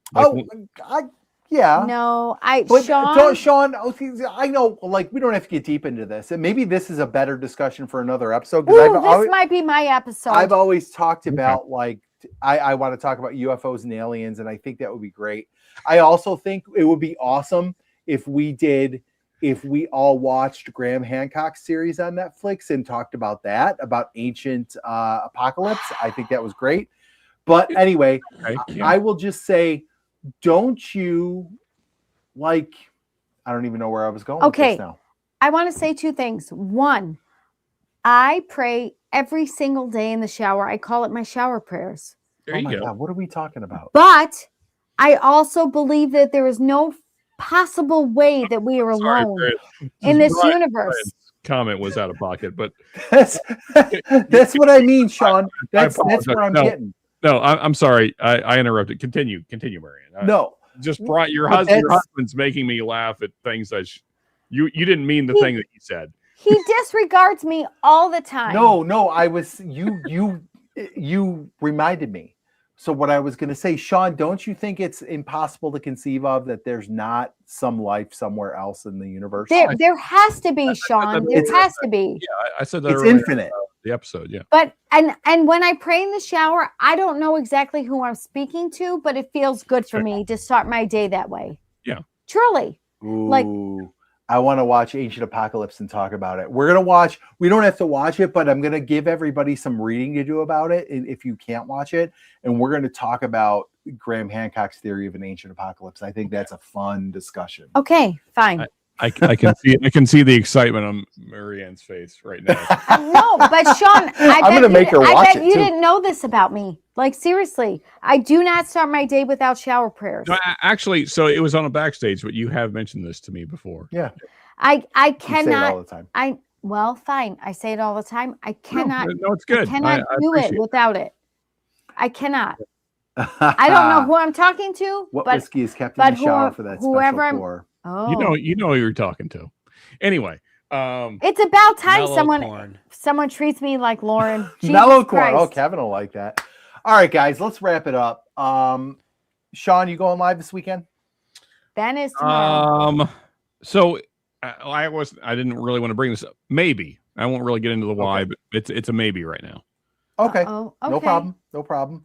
So maybe Sean on Saturday. Yeah, and tomorrow. We'll see how things go with Dad. So, shit. Okay. Yeah.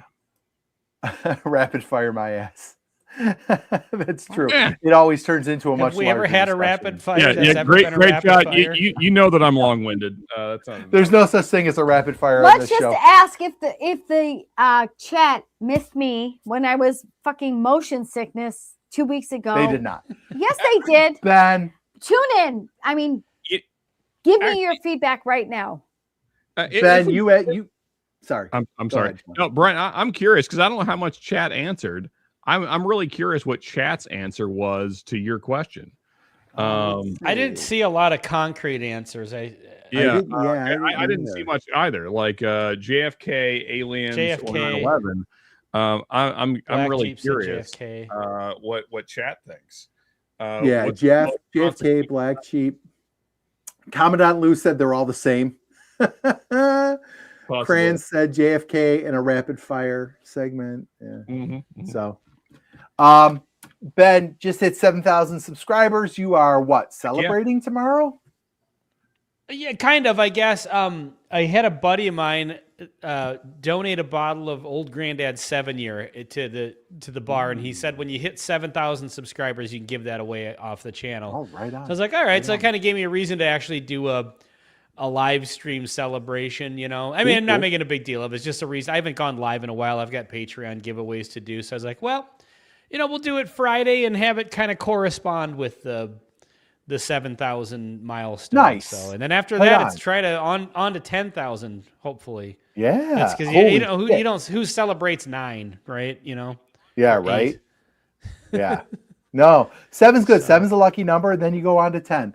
And so that'll be tomorrow. What time are you going? 8 Central? 7:30 Central. Okay, 7:30 Central. So yeah, that's 8:30 for the people in the real important part of the country, the relevant part of the country. Right.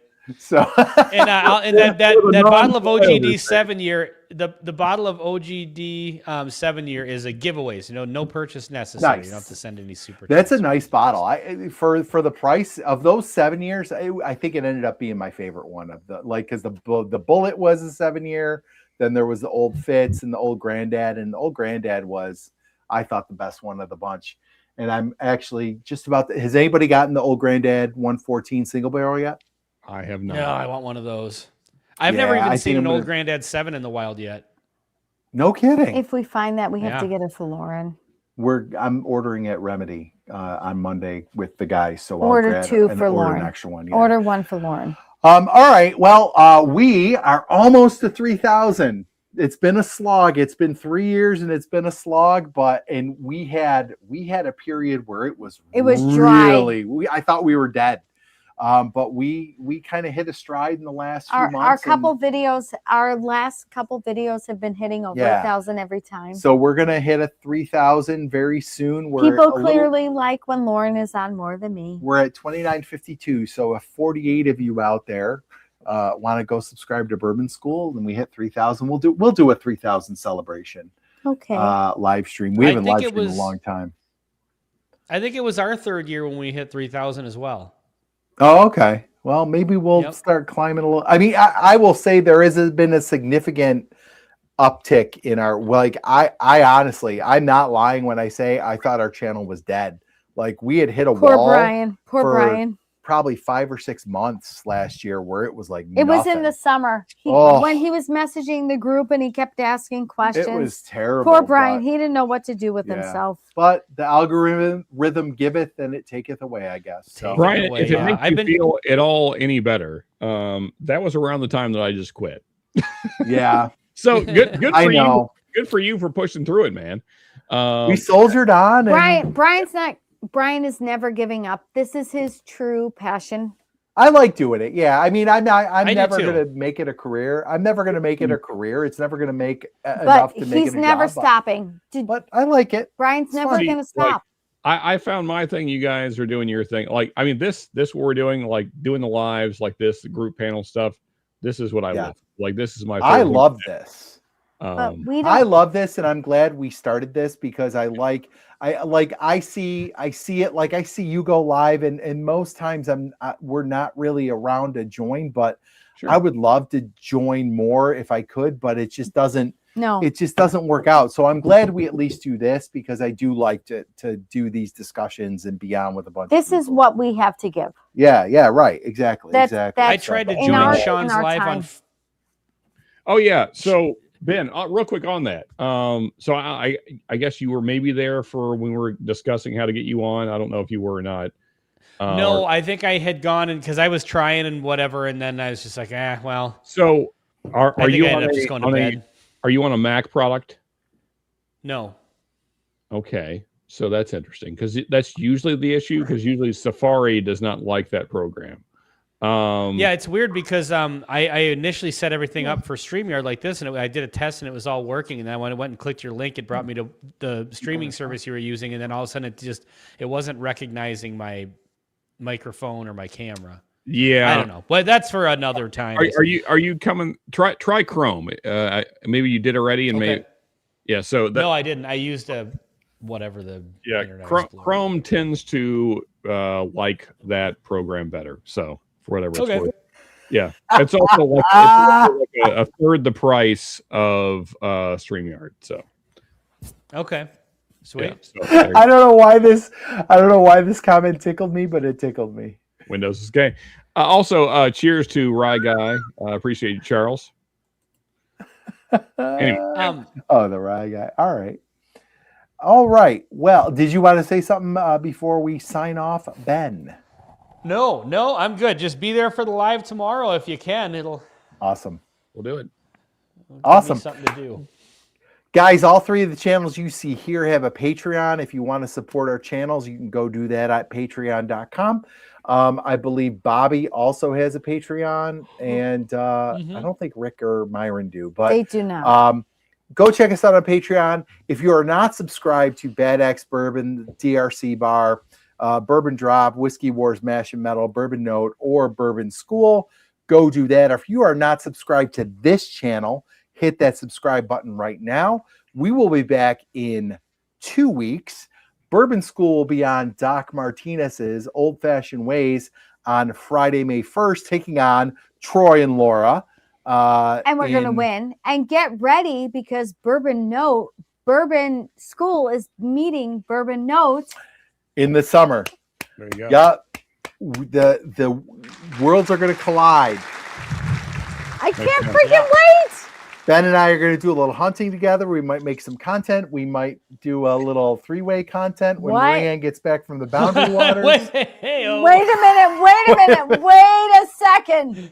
Brian is not offering just said his we're wife getting in that together way. making some three-way content. You guys. Well, I am married, so it's going to have to be 4. And Brian's married. Bourbon content. Jeepers, We are. This channel will be renamed the Whiskey Swingers rather than the Whiskey. Going Ben, the Whiskey 69. Am I right? No, Ben.